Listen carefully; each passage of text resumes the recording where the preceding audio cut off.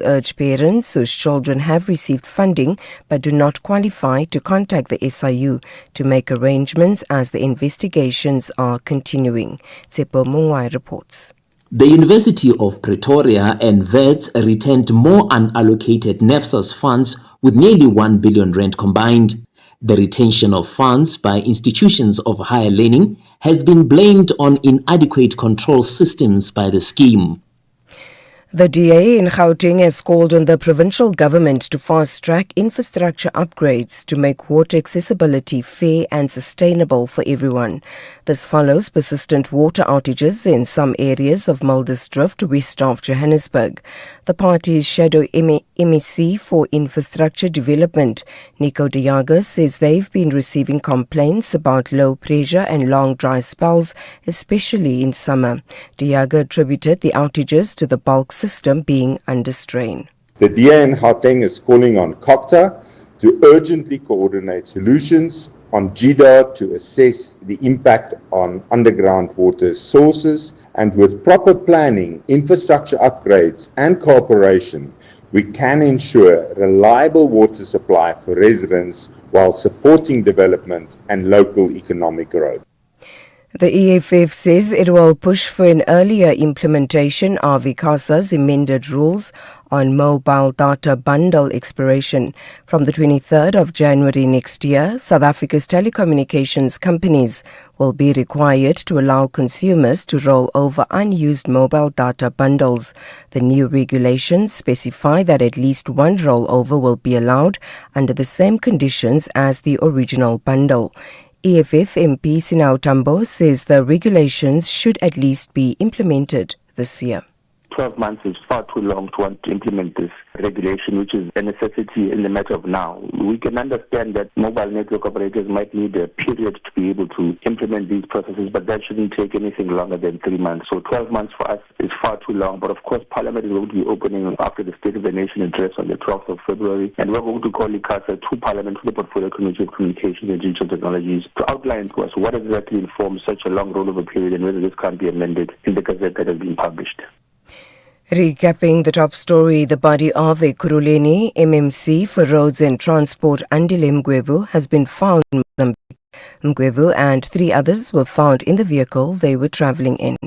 For SAFM News, I am Anne Musa. It's a very good morning to you in your SFM Sports Headlines. Cricket action last night. The Proteas up and running in their T20 World Cup build-up after a dominant 9-wicket win over the West Indies. And in soccer action, Mamelodi Sundowns kept winning ways in the league, but once again found themselves at the centre of controversy. We'll have the details on the morning brief just before 6:30. SAFM. Guiding you through the rush hour traffic. Very good morning, Durban. First up, some protest action again. Junction of Jan Smuts Highway around the N3, so Sherwood area. Some burning tyres reported there a little bit earlier this morning. Maybe some impact for rush hour traffic today. Looking okay between Pietermaritzburg and Durban. Nothing is broken down around Key Ridge or Cliffdale. Nothing has crashed there either, so it's all clear at this stage. Across into Gauteng, a couple of issues that we need to bring you up to speed with. Northbound, a stationary vehicle at New Road to watch for. Also a stationary vehicle R21 going northbound just past the Benoni exit. In fact, there are 2 broken down vehicles there. And if you're on the R24 heading towards the airport, also breakdown at Edenvale Road. Don't forget Cape Town, Stanhope Road Bridge. Some additional closures there for a partial bridge collapse. It will be very heavy in that Claremont Newlands area again as motorists are squeezed into those single lanes. With your traffic update, I'm Rob Byrne.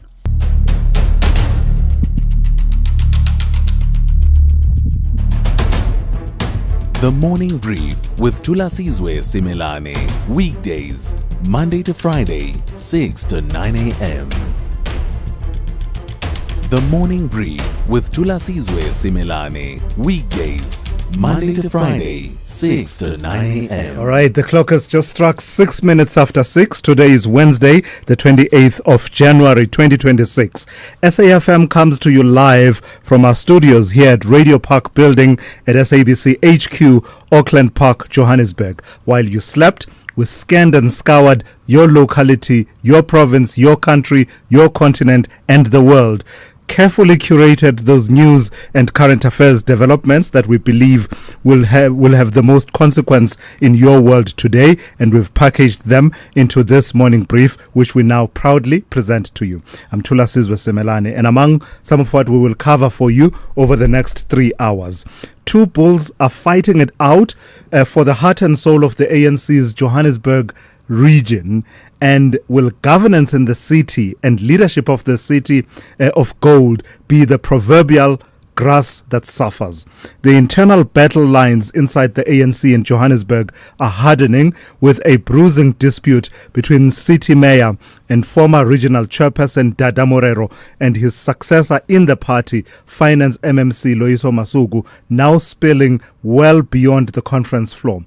At the center of the fallout, you will have seen it in the last few days, is the ANC's December regional elective conference, which Morero says was marred by irregularities, including allegations of vote buying and the dramatic discovery in the past few days of used ballot papers at a private home in Pretoria. That is sinister or not, depending on which side of the fence you sit, the discovery of those ballot papers. And that's simply because Masuku's camp insists that the conference was free and fair, arguing that the ballot papers were lawfully stored after the event and that disgruntled members should follow internal ANC processes rather than fight their battles in public. The ANC's national and provincial leadership are also weighing in. Secretary General of the ANC, for example, Fikile Mbalula, has said something to the effect that there's prima facie evidence of misconduct in how that conference was run. So that is the story. But what does it mean? What are the implications for the governance of the City of Gold and the leadership thereof? We will speak to the political analyst Bheki Mngomezulu at about 7:10. But I also want to hear your own perspectives as you are observing. You may be a member of the ANC or watching it from afar, watching it all play itself out from afar. Do weigh in on that particular issue throughout the morning here on the Morning Brief. So that conversation with Professor Bheki Mngomezulu at 7:10. Then at 7:20, they say, but it's Tshwane. They say, Tshwane, if you don't pay, Tshwane will cut you off. Simple. But on quite a few occasions in recent days, the city has been accused of simply getting it wrong, just cutting off the wrong customer, certainly as far as national departments and entities are concerned. A few of them have come forth. You will have seen Jose Mampuru Correctional Center. There was that attempt to switch off there. There's been the Department of Public Works and the I think I saw the Agriculture Research Council as well, also crying foul. National Library of South Africa also crying foul. So what's going on here? The city of Tshwane says national and provincial government departments collectively owe it something in the region of 1.9 billion rand, according to Dr. Nasipi Moya, who is the Tshwane mayor. We'll talk to Eugene Modise, the deputy executive mayor and member of the mayoral committee for finance in the city of Tshwane. We'll talk to him at about 7:20 about that campaign, as well as the pushback by some national departments and entities. Then at about 7:45 this morning, we'll be talking to the Portfolio Committee Chairperson, Parliament's Transport Portfolio Committee Chairperson, Silelo Donald Silamulelo, who will be talking to me about the stalled projects. This is called the Integrated Public Transport Network, IPTN program in Msunduzi Municipality in KwaZulu-Natal. It's commonly known in other cities as Bus Rapid Transit System, and it was intended to improve public transport, stimulate economic growth, and create opportunities. But, despite a significant investment, the project, it looks like it's now facing discontinuation. It reminds me of what we observed in and around the Rustenburg area. It's Bujanala, I think, Bujanala municipality, a similar project also that was meant to really be game changing in terms of public transportation and connection between economic zones, economic hubs, and the ability for people to go from their homes to places of economic opportunity. But alas, it has stalled as well. So do weigh in on that conversation, your observations about some of these so-called white elephant projects, in some instances that have come at the cost of some millions, if not tens of millions, and in some instances hundreds of millions of rand, but they've not been seen through to completion. Some of them almost a decade since they were first conceptualized. So we'll have a conversation with Silelo Donald Silamulela at about 7:45 this morning. Morning brief team, to your stations please for the takeoff, and Musa has your half-hourly news updates throughout the 3 hours. Zaikan has all the sporting action covered for you. Rob Byrne is watching the country's highways and byways and will report to you every 20 minutes or so. Melissa Buta is on standby with the morning brief in brief, and that we will cover in the next few minutes. Ntauleng Lechela, as always, right on the money with your business and economic updates every hour. And of course, as always, Sipho Mantula with the Africa update, including his ever-popular historical archive. And that is coming up at about 20 to 7 this morning. In it all, weigh in on these issues and any other matters really that may be exercising your mind. I'm here, willing and able to engage with you. The number to dial is 086 000 2032, 086 000 2032. Your WhatsApp voice notes to 0614 104 107. I'm smiling a bit if you're watching on the live stream, because for the first time in 2.5 months, I actually feel like myself once again. I feel alive. I feel that my voice issues, they may be behind me at long last. This is the morning brief. Context, consequence, and conversation starting now. Like a mother's love, Mama Money is always there for the things that matter most. This back-to-school season, when school fees need to be sent home, trust Mama Money to help you support your family with ease. With fees from just 2%, you can send money to over 70 countries across Africa, Asia, and Europe using the Mama Money app. Get started today. Download the app now, register, and make education happen. Mama Money. Mama makes it happen. The Proteas believe nothing is as exhilarating as beating a tough opponent, while the Windies want to delight the people of West Indies. This is the third T20 international match. Be part of it. South Africa versus West Indies on Saturday, 31 January at 5:30 p.m. Live on SABC Plus and SABC2 with reports on SABC radio stations. Proudly brought to you by SABC Sport. For the love of the game.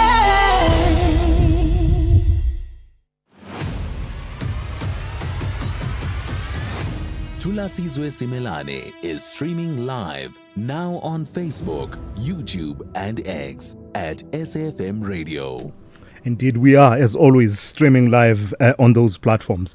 Let's start it off with the morning brief in brief, and Melissa Buta is on standby with that. Melissa, good morning. The issue of scholar transport and safety firmly under the spotlight following that incident that happened in Vanderbijl Park, in which 14 children died. Tell me what the Gauteng Department of Roads and Transport is saying after doing some inspections at the Jabulani testing station. Good morning, Thulasizwe. So the Gauteng Department of Roads and Transport found alarming safety failures during scholar transport inspections at the Jabulani testing station, with 94% of the vehicles, which is 48 out of 51, failing basic roadworthiness checks due to serious defects and missing documentation. The crackdown follows a fatal crash that killed 14 children in Vanderbijl Park, prompting the department and reconciliation of monies meant to benefit students. Yes, so the Special Investigating Unit has recovered 1.7 billion rand and returned it to NSFAS from unallocated student funds held by universities and TVET colleges between 2016 and 2021. The recovery forms part of a broader 2 billion rand clawback linked to weak controls and poor reconciliation processes at NSFAS, which allows institutions to retain funds longer than permitted. In addition, the SIU has also recovered over 100 million rand from over 1,000 parents and unqualified beneficiaries who signed acknowledgements of debt to repay the money over time. So they are making such quite big moves with regards to the funds at NSFAS. Oh, and this one is going to be a big one, isn't it? What is this proposal now that is coming through from the Department of Employment and Labour regarding the question of who is an employee? It's such a critical question in the area of labour law because it opens the door to the protections that come with the scheme of our labour laws. Tell me what the Minister, Nomakosazana Meth, intends to do with artists in that regard. So the Department of Employment and Labour plans to classify actors, performers and crew members as employees, bringing them under South Africa's labour laws. Labour Minister Nomakosazana Meth has published a notice to include performers under the Basic Conditions of Employment Act, addressing concerns about unfair dismissals and contractor misclassifications in the TV, television, and advertising industries. If implemented, performers will gain rights to annual, sick, and maternity leave, regulated working hours, overtime pay, and protection against unfair termination. The move has been welcomed by South African Guilds of Actors, with public comments opened until the 22nd of February. So should this be successful, it will be quite an interesting development. It really will be. Industry, rather. Yeah, thank you for that, Melissa. The creative sector will be buzzing with views on this particular issue, and perhaps the labor courts, CCMA, and labor lawyers are about to be very busy if that goes through, adding to the category of who can be categorized as an employee and therefore opening the door to all of those protections. Thulasizwe Simelane on SAFM. On the weather front, one warning coming through from the Weather Service. It's a yellow level 2 warning, and it is in place over the southern parts of the northwest, southern parts of Gauteng, central and eastern parts of the Free State, central and eastern parts of the Eastern Cape, as well as the southwestern parts of KwaZulu-Natal. That yellow level 2 warning is for severe thunderstorms with localized flooding of susceptible roads, low-lying areas and bridges, large amounts of small hail and localized damage to infrastructure due to damaging winds. And as I said, that's expected over the regions that I mentioned. Then there's an advisory. It is for a heat wave with persistently high temperatures that is expected in places over the Sarah Bartman, Chris Hani, Joe Gabi, Alfred Nzo, OR Tambo and Amatole district municipalities in the Eastern Cape, and that is expected until Thursday. Then extremely uncomfortable conditions are expected over most parts of the Northern Cape, the Free State, as well as the southern parts of the Northwest until Friday. The rest of your weather looks like this. Pretoria, partly cloudy with isolated afternoon showers and thunder showers with a minimum of 17 and a maximum of 31. Johannesburg, partly cloudy with isolated afternoon showers and thunder showers, 15 to 28. Vereeniging, partly cloudy with scattered afternoon showers and thunder showers, 16 to 28. Mbombela will have morning fog patches and drizzle, otherwise partly cloudy, 19 to 29. Polokwane, partly cloudy with isolated afternoon showers and thunder showers, 16 to 30. Mahikeng, partly cloudy with isolated afternoon showers and thunder showers, 18 to 34. Bloemfontein, partly cloudy with scattered showers and thunder showers, 19 to 35. Kimberley will be partly cloudy with isolated afternoon showers and thunder showers, 21 to 36. Uppington, partly cloudy with isolated afternoon showers and thunder showers, 24 to 40. Cape Town will be fine with a minimum of 19 and a maximum of 28. George, partly cloudy, becoming cloudy from the evening with isolated showers, 17 to 23. Gqeberha will be cloudy with light rain in the morning, but scattered showers and rain from late afternoon, 19 to 26. East London, cloudy with light rain in the morning, but scattered showers and thunder showers from the afternoon, 20 to 26.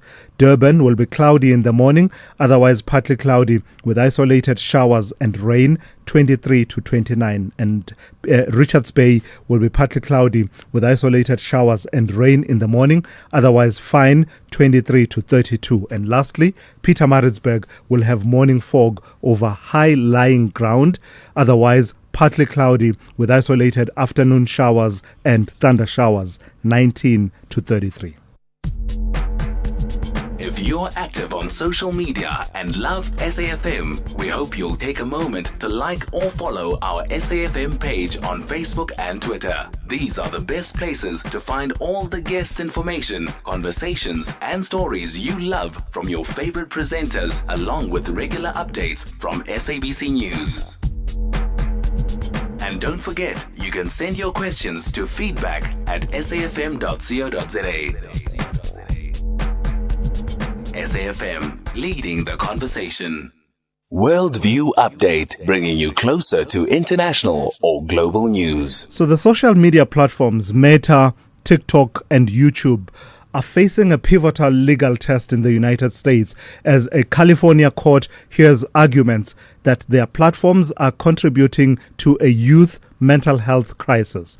The case, brought by a 19-year-old woman who says she became addicted to social media as a child, could set a precedent for how big tech is held accountable for harm to young users. Let's get a perspective from Emma Sadler, who is a social media law specialist, also a friend of the show.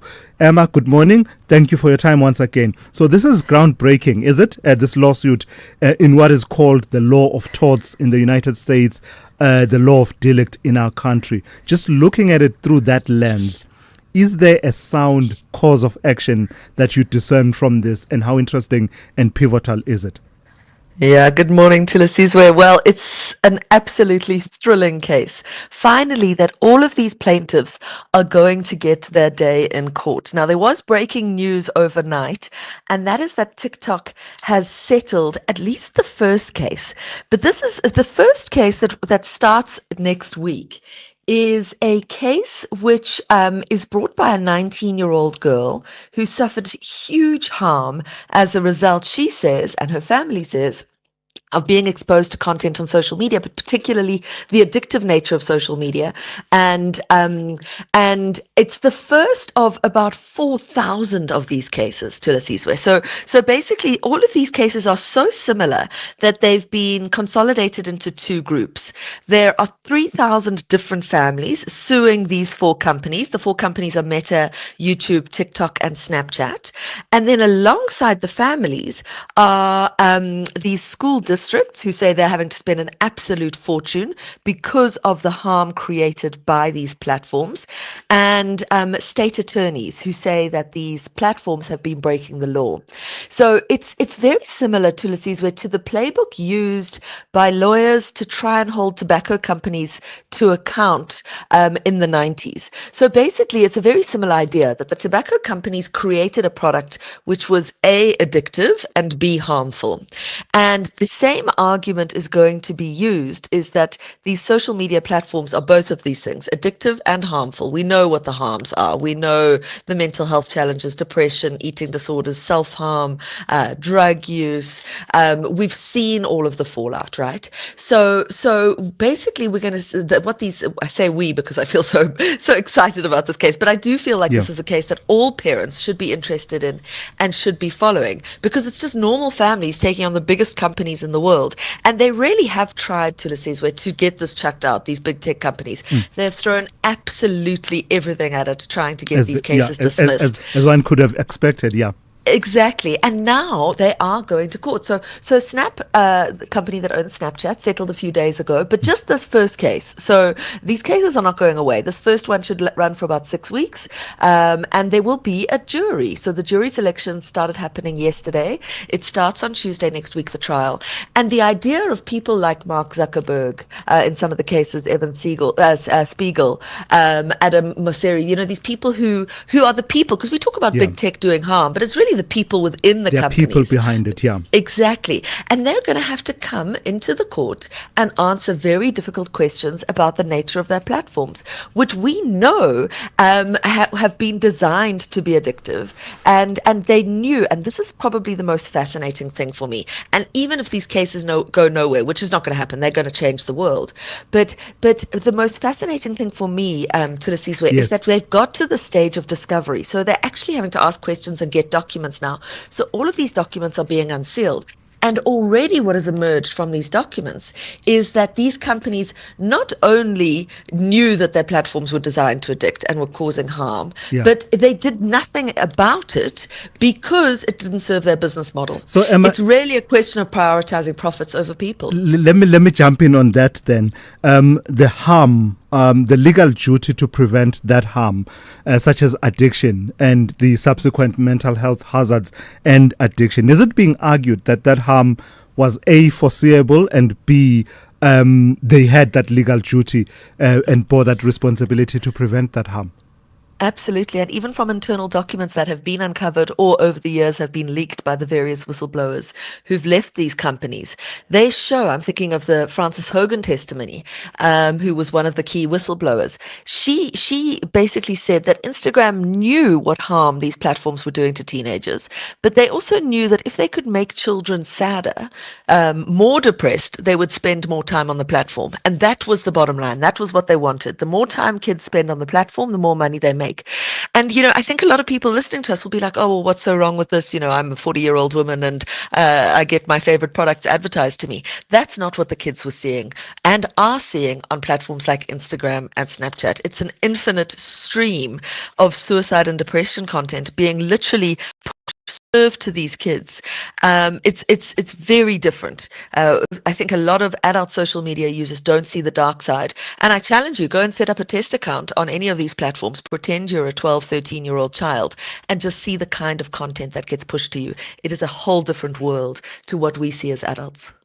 So is it, and very briefly, Emma, does it all have to do with what they call death scrolling? And is that pre-designed into these platforms?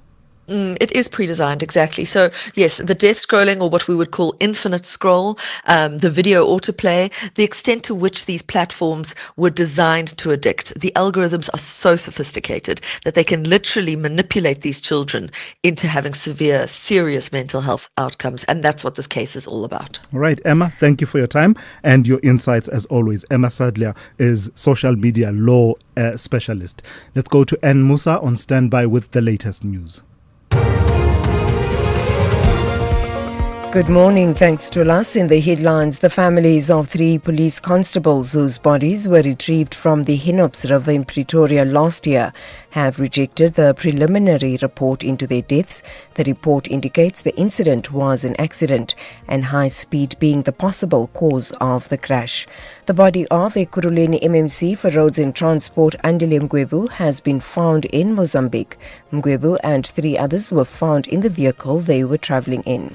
And Ecuador's foreign minister has filed a note of protest with the United States Embassy in that country after an immigration and customs enforcement agent tried to enter Ecuador's consulate in Minneapolis without being granted permission to do so. I'll have details on these and other stories at 7.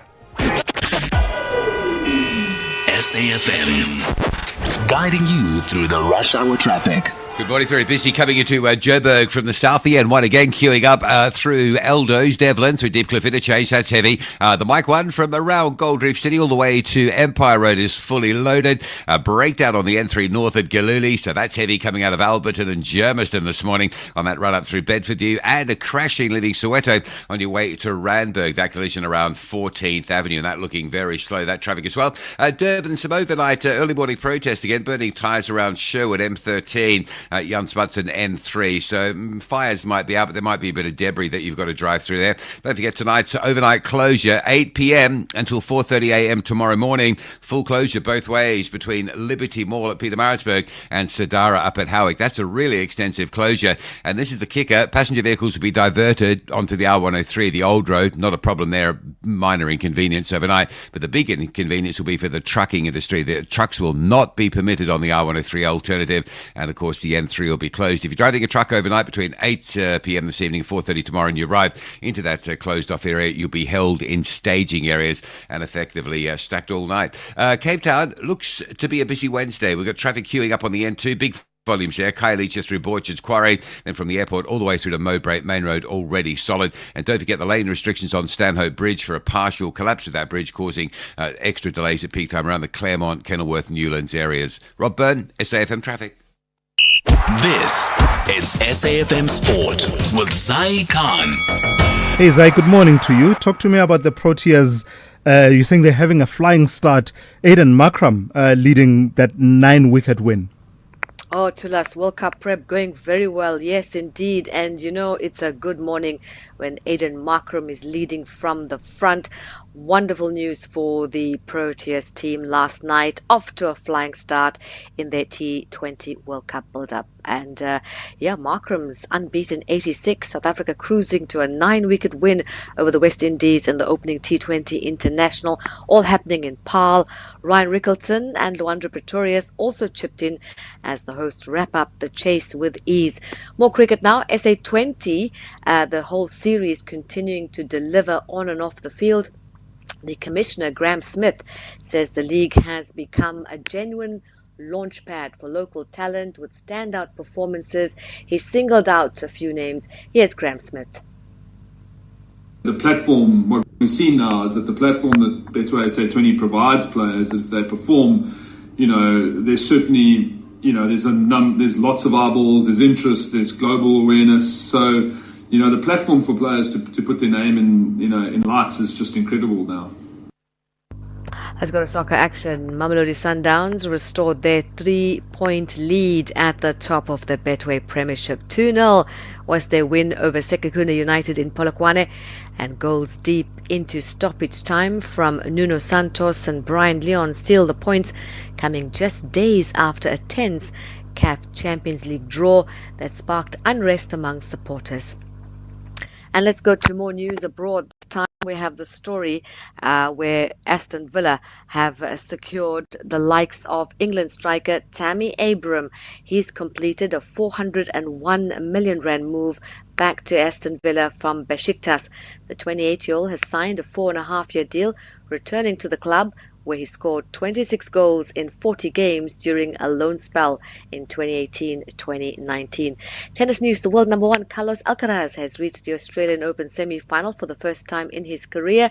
The Spaniard beat the 6th seed Alex de Minaur 7-5, 6-2, 6-1. In the meantime, Coco Gauff has called for more privacy for players after being filmed smashing a racket following her Australian Open quarter-final defeat to Elena Svitolina. Gauff was beaten 6-1, 6-2 in under an hour and said she had tried to suppress her emotions until away from the public view, but criticized behind-the-scenes footage being broadcast on TV and social media. That's your sport. We'll be back top of the hour on the Morning Brief. I'm Sai Khan. The Business Update on SAFM. Dowling, good morning to you. Dowling, sometimes, I troll you a lot. A lot. Yes, you do. So do me a favor. Don't let me troll you about this story, the first story for the morning. Troll yourself. Because we all know that Chinese luxury spending stabilizing is one factor, but there are other factors behind definitely. LVMH beating expectations. It's not me. I hope you're not alluding to the fact or suggesting that it could be me. Are you sure it's not you? It's not. I wish it was. I really do. All right. Tell me about it. So instead of a sharp rebound, China's luxury recovery is beginning to show up in small but meaningful ways, and LVMH's results are evident of that, delivering better than expected earnings and a second consecutive quarter of organic revenue growth, offering fresh evidence that spending by Chinese consumers is slowly stabilizing after a prolonged slump. Now, excluding Japan, Asia returned to growth in the second half of the 2025 financial year, an improvement on FY24 that is starting to feed through to balance sheets. That said, the recovery remains uneven. LVMH's full-year revenue slipped 1%, while its fashion and leather goods division posted sharper sales decline, underscoring continued pressure on discretionary spending. The company's CEO, Bernard Arnold, warned that the global economic environment remains unpredictable, suggesting the path ahead will not be smooth. Analysts agree China is stabilizing rather than booming, with risks still clouding the outlook. So tell me about this quote-unquote accidental email at Amazon. Right. And you're saying it has sparked something of a job cuts fear. A bit of a slip up on that front, Thulas, as Amazon mistakenly, quote unquote, mistakenly sent an internal email to cloud employees referencing organizational changes, which fueled expectations of further job cuts across the company. Now, the email that was viewed by CNBC appeared to acknowledge that some staff had already been impacted before being recalled. Now, Amazon is widely expected to announce another round of job cuts before the end of the week, with its cloud computing and retail divisions among those affected. The apparent slip-up comes after Amazon cut 14,000 corporate roles last October, part of a broader effort to strip out management layers and reduce bureaucracy. The company's CEO, Andy Jassy, has also warned that efficiency gains from AI will continue to shrink the company's white-collar workforce. So we're likely to see more job cuts over at Amazon. All right. Lastly then, Dowling, the markets, how did we close yesterday and how are we starting the day in those markets that have opened? The U.S. stocks closed mostly higher, with the S&P 500 rising to a new all-time intraday high, aided by gains in big tech as traders awaited earnings from companies in the sector. Traders also looked ahead to the Fed's first rate decision of the year due tonight, and also digesting the landmark EU-India trade deal. A similar picture playing out at home, with financials and industrials recovering, but a pullback in precious metals, particularly platinum, weighing on the Resi 10, in turn leading to the JSE All Share shedding 0.9% in yesterday's trading session. The rand, however, trending higher after the dollar hit a 4-month low. It's at 15.88 to the greenback. The local unit steady against the other currency pairs, the pound and the euro, at 21.92 and 19.02 respectively. Then in commodities, oil making gains, trading above $65 a barrel, with risk back on the table.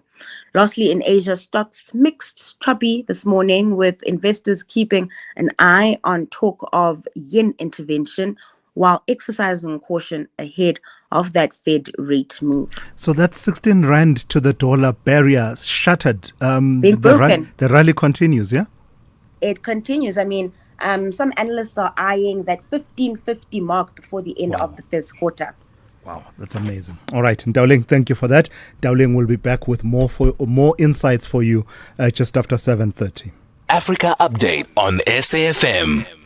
And for that, we turn to Advocate Sipho Mantula. Raz, good morning. Let's start in Sudan. Tell me about the Sudan and the UK concluding talks on security.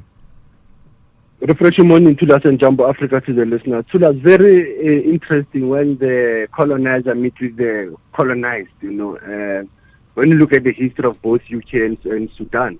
But this meeting, it is at a high level. It's a military, intelligence, foreign affairs, governance. And just to strengthen what Sudan was saying, that they were briefing the UK minister, the representative from the defense who are dealing with Middle East and North Africa. And UK has an envoy on the Horn of Africa. Hence, Sudan, it is one of its key strategic areas. The meeting was in Port Sudan, very critical to us when you look at security politics, but also economic dividends that will benefit London.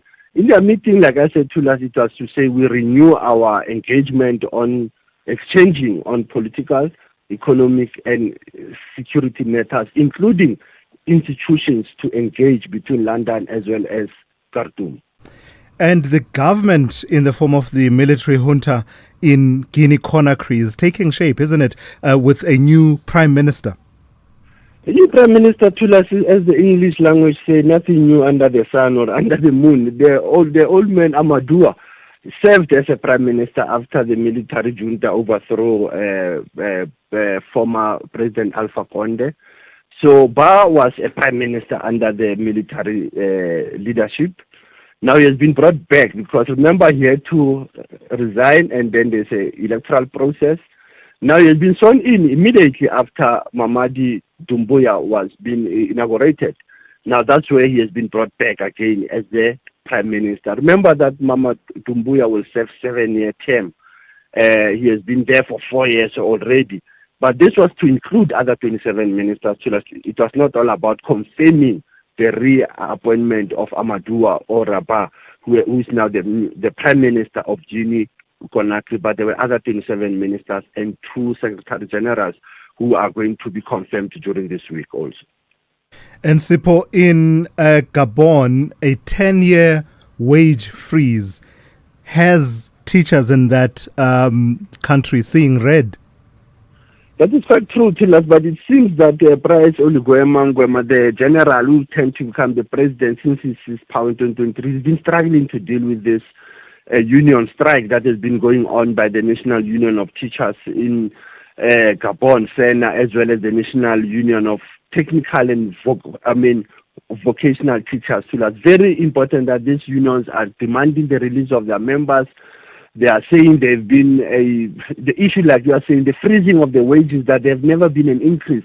So this strike has been going on for the past 6 weeks, and we have not been looking at it because it's paralyzing, as they say, the schooling system in that country. And now the government, it seems it might increase their budget from 2025 to 2026 because you need to put more extra funding to deal with the cost of living of teachers. But these teachers have been there for many years, and that shows the dynasty of some of our African countries, that we don't even focus on the bread and butter issues that affects the teachers and the unions. Lastly then, Sipho, in your historical archive, the date, 28 January 2021, what happened? Silas, it's almost 5 years when you look at this daughter of the fertile soil, Ugogo Sibongile Khumalo, who passed away at the age of 63. Very important that Sibongile Khumalo performed for Mandela's 75th anniversary in 1993, performed in 1994, and the World Cup 30 years ago in 1995. Awarded the Order of Ikamanga in 2008 for her role in the arts and culture. Many universities, including UNISA also, gave him a Doctor of Musicology. Rhodes University, University of Zululand, his alma mater, University of Witwatersrand. So you can see, and they gave him only subsequently after her passing in 2021. I think the last time I met Umamsbo for me too, last 2019 when we went to Angola, there was a biennale where we used the power of music and arts on conflict resolution spaces. So this is a meeting that happens every after 2 years, and it was Biennale Luanda. And it was just after the height of the xenophobic attacks in this country that are still railing and emerging, and we have to use the power of music and art. Going to Angola, and we were accused in South Africa to be the bullies of the continent, of what we are doing. But we had to use the soft power of music, and Umamsbo was brave during that time. Asante sana Thulasizwe in the conversation. SAFM observing the education. As you can hear, Sipho, we couldn't think of a better way to pay tribute to this icon as Sibongile Khumalo other than Tando's Groove. Absolutely, Thulas. 5 years on.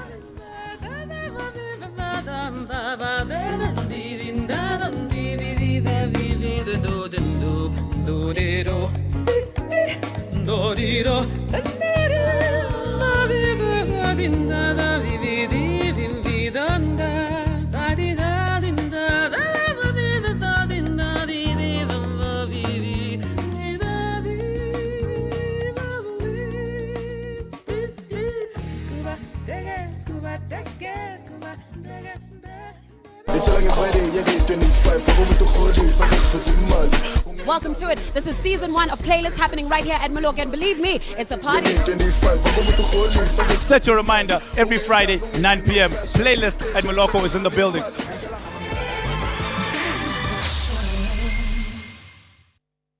This message is brought to you by Eskom, redefining for a better future. Hey South Africa, want to keep your lights on and save money? Let's use electricity wisely. It's easier than you think. Switch off lights when you leave a room, unplug chargers and appliances, and use energy-saving bulbs. They last longer and use less power. Every little bit helps for your home, your wallet, and our planet. Let's make it a habit and use electricity wisely. Eskom. January is for intention setting. Less noise, more meaning. So say yes. Yes to beauty, yes to culture, yes to slowing down, and yes to Montreux Jazz Festival Franschhoek, where Montreux meets Africa with curated global and African music in an intimate setting. Don't miss it. Get your tickets at the end of January and make this your yes moment. Montreux Jazz Festival Franschhoek. Say yes. Visit mjfsa.com for details. SAFM, guiding you through the rush hour traffic. It's got the feel of a very heavy traffic Wednesday today, and if you look at the real-time flows coming in from the south side of Joburg, you would agree and understand that. We start with the N1 North from Potch Highway through Deepcliff, heavy again. Further up, a crash before you get to the Maresburg exit, so that's heavy coming out of Soweto, and then a crash after that going into 14th Avenue, so there's a secondary backlog there, but if you're coming through from that Potch Highway, there's effectively three very heavy queues of traffic, Deepcliff, Maresburg, and then up to 14th Avenue. In the middle, the bike one between Gold Reef City and Oxford Road in Parktown is jam-packed. Behind that, the M2 pushing back to Joe Slovo. Crash on the N3 going up into Galooly, so that's heavy this morning out of Germiston and Alberton. And a little bit further south, the N3 queuing to get up through the Spruitview area. Malabongwe Drive, heavy towards the N1. That could be traffic light related again if you're coming in from North Riding. Really big queue of traffic working slowly through there. N1 through Pretoria looks okay, but backs from Brockfontein all the way down to New Road and a broken down vehicle there as well. Don't forget the overnight closure, Pietermaritzburg to Sadara. It's on tonight, 8 p.m. until 4:30 tomorrow morning. Full closure of that N3 highway both ways. No truck access. The N3 will be closed and the R103 route will be closed effectively for trucks. Passenger vehicles will be diverted onto the R103. No trucks permitted there. Durban, the N2 North with the breakdown before Spaghetti Junction, so that's heavy. And if you're driving to Cape Town, there's a vehicle burning at Hospital Bend. So the N2 inbound under some real pressure this morning coming through from the airport side. Expect the M3 in from Newlands to start backing up into that Bend area as well. Rob Byrne, SAFM Traffic. Hello, January. You feel different to December. December was nice, wasn't it? January is strange like that. Because as much as December was easy, January is hard. Giving things up, getting fit, looking ahead, making plans, changing plans. And 11 months later, it's December again. And on it goes. Year after year after year. The thing is, December is how you should feel when you retire. And all the time you spend getting there should make it worth it. That's why, after 50 years of investing, we've learned that time is the greatest gift of all. And the good news is, if you invest early, time gives you money. And then money gives you more time to do the things you want to do. Like turning your Januaries into Decembers. Ellen Gray, long-term investing. Ellen Gray is an authorized FSP. Welcome to it. This is season 1 of Playlist happening right here at Malok, and believe me, it's a party. Set your reminder every Friday, 9 p.m. Playlist at Maloko is in the building.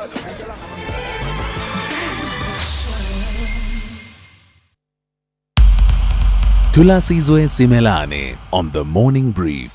Weekdays, Monday to Friday, 6 to 9 a.m. 9 minutes to 7. Let's turn to a story that we touched on yesterday. This phenomenon of mobile data bundles that have an expiry date, that use it or lose it principle that has been in play within the mobile and telecommunications sector. And I described it as expiry as if these mobile data bundles were a dairy product or some kind of fresh produce. Well, that's all about to change, at least in the next year. And that's thanks to amendments the Independent Communications Authority of South Africa, ICASA, is introducing as of January 2027, with the Sixth Amendment of its End User and Subscriber Service Charter regulations. The regulator has turned bundle rollover from a conditional marketing feature into an enforceable consumer right. Let's speak to Arthur Goldstock, tech expert and founder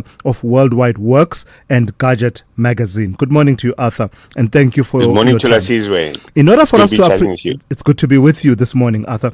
In order for us to appreciate the change that's coming, sketch out perhaps for us as a starting point what the current situation is in relation to data bundles that I buy as a consumer, and then perhaps I'm inactive. I don't feel like going on TikTok too much. I don't feel like watching the Madlanga Commission, and it remains until perhaps a month has expired. Exactly that. In fact, this is a story that's 10 years old. For me personally, 20 years old, because 20 years ago, we published a little booklet on how to buy a cell phone in South Africa, where we drew attention to the inequity of having bundles that expired or buying airtime that then expired even if you didn't use it. And it took 10 years before ICASA first published regulations in 2016 that there should be consumer protection. 2 years later, they ordered operators to offer data rollover, and that still wasn't enough. They clarified the rules a year later. And then only in 2023, they started bringing in performance standards. And finally, this year, they've announced rules for automatic bundle protection, which was never the case before, because the operators could impose their own rules on how the bundles were expired and reused. So it still allowed them to duck and dive in terms of letting you roll over your data. Now, finally, they are required to roll over their data. They can't expire a product that you have paid for. Yeah. So it's not like bananas that go rotten. Yeah, so there's now this period of transition within which the mobile operators have to get into this mode of operating. What does it entail? What will be different in January 2027 in relation to data rollover? So in January 27, the situation has to be that all the operators can't make bundle rollovers conditional on consumers buying new bundles. They can't limit how often unused units can be rolled over, except if they're bundles of 7 days or less. So that if they're very small bundles, then they can expire and they can't automatically be rolled over. But anything longer requires that the oldest bundles have to be used first. So the operators can't what they call engineer expiry losses, and bundle validity must be extended if the user couldn't use it because network faults especially. So there's a concept of silent out-of-bundle billing, where the consumer had to opt in before more credits are automatically bought. So that also goes away. So you don't have to think about it. You don't have to work out how you're going to work the system. The system has to work automatically. And then also the operators have to send usage notifications as your airtime or data expires. So at 50%, 80% and 100%, they've got to let you know so that you don't accidentally go into out-of-bundle costs. This story about out-of-bundle billing is underreported in this current context, I think, Arthur. It's an important one, isn't it? Because being on prepaid myself, I sometimes just see a message that says you've used out-of-bundle data to the tune of, when my data bundle is finished, it will tell me after I've started using out-of-data bundles. That's one of the things that's going to change, isn't it? Yes, that's no longer allowed. So, as I mentioned, they have to alert you when you're approaching your full use of your existing bundle at 50, 80, and 100%. But then also, they can't automatically push you into out-of-bundle billing. They have to explicitly, they have to let you declare that you are opting in before more credits are automatically bought. So you don't have bill shock anymore. You might still be paying more than you want to pay, but you're not going to be shocked by paying what you didn't expect to pay. And speaking of that, how much we pay, I know that this was a subject of much focus for you and other people in that space, in a similar space as yours, the amount that we pay for data in our country. The narrative has been that has significantly come down over a period of time. But comparatively, how are we doing now? We're doing a lot better than we did, but nothing like what we have in many countries where data is almost a non-issue. So prices in this country range from about 25 Rand a gig to up to 90 Rand a gig. So you've got to shop around to get a decent value or a decent price for your data. In many countries, you have unlimited data for a particular price, but that's only if you buy bigger bundles. In this country as well, you can get unlimited data if you buy a really big bundle. But then you have to be able to afford that big bundle. So it's a question of the more you can afford, the less you pay. And that's really inappropriate in a country like South Africa. In a developmental economy like this, where there's a national imperative to get everyone on board the digital revolution, which has been going now for a few decades and still has so many people left out, there has to be an equitable approach. I can't imagine, Arthur, that the tech companies and the networks are thrilled by these new regulations and these amendments from ICASA. No, they're not. They all say they are closely studying the regulations. There's nothing to study. It's quite obvious what has to happen. What they're really saying is that the accountants are carefully trying to work out a new approach to fit in with these regulations. And they will have to come to the party and they will have to acknowledge that they are massively profitable, especially the big guys, and they need to give something back. They invest heavily, tens of billions of rand a year in their infrastructure to improve the quality of their service. So it's not like they're just trying to cream off the profits from the consumer. They do give back, but at the same time, there is a need for them to look after those living below the poverty line. A very quick answer from you, if you don't mind, Arthur. From one of our listeners, someone says here, morning Thulas, what about night bundles that are impossible to use for consumers? Can these bundles be used as airtime during the day? Do these regulations go that far? No, that's an example of where the operators are trying to show a value that isn't really there, because they know that their infrastructure or their network is underused at nighttime. They're able to offer these massive bundles at very low cost. It's not feasible for them to offer that during the daytime, but it certainly gives the illusion of giving massive value back. But I have to say, for people like gamers and so on who play online games on their phones, those nighttime bundles are a fantastic option. The night owls. Thank you for that. Arthur Goldstack, tech expert and founder of Worldwide Works and Gadget Magazine. Let's go to N. Musa, standing by with the latest news. Outsurance is in the business of saving you money on your car insurance premium. If they can't, ask for 500 Rand. SMS out to 30754. That's out to 30754.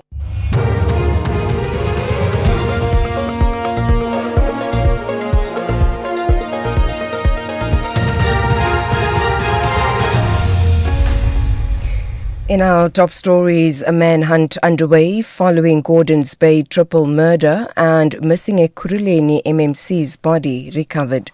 Good morning. Western Cape Police have launched a manhunt following the killing of 3 men in Gordons Bay. Police spokesperson Novella Potelwa says the incident is believed to be gang-related. She says unknown gunmen opened fire on the victims in the parking lot of Gordons Bay Mall. 2 of the men died inside the vehicle while the third was found outside. Potelwa says the suspects fled the scene and have not yet been arrested. The preliminary report into the deaths of 3 police constables whose bodies were retrieved from the Henops River in Pretoria last year indicates the incident was an accident. The report points to high speed being the possible cause of the crash, an analysis the families of the deceased are rejecting. The constables, Kebukulu Lenda Boipilo Sinoge and Kiamukhetswe base, went missing while travelling from their homes in Bloemfontein to a Limpopo base, where 2 of the officers were stationed. National Police Commissioner General Fani Masimula met with the families in Bloemfontein following the Police Day celebration. Masimula says the investigation is, however, not finalised. In terms of the data that we have, one would say the data leads one to say it is an accident that has happened, but there are areas that we still need to investigate to support that. We cannot conclusively say we are done with everything. There are parts that we still need, especially from other experts. The body of a Kuruleni MMC for Roads and Transport, Andile Mgwevu, has been found in Mozambique. Mgwevu and 3 others were found in the vehicle they were travelling in. They've been missing since parts of Mozambique experienced severe floods in mid-January. The car was swept away by floods in Chokwe village in Mozambique. Evidence leader, the Madlanga Commission, Advocate Adila Hassim, has questioned why Vuzimuzi Kat Matlala shared internal police information with the head of the Hawks in KwaZulu-Natal, Lisija Sinona. A WhatsApp exchange shows a video from Matlala to Sinona about the non-performance of service providers. Sinona was testifying before the Commission about his relationship with Matlala. Sinona says he does not know why Matlala sent him the video. Because Mr. Matlala sends you this video clip comfortably, knowing that he need not fear any consequence of sharing this kind of information with you, because you wouldn't report it to anyone, even though he should not be in possession of it. He felt safe that you would not question how he came to be in possession of that video clip. What do you say to that? I don't know how he felt, but he just sent it to me and I didn't make it up what exactly this thing is.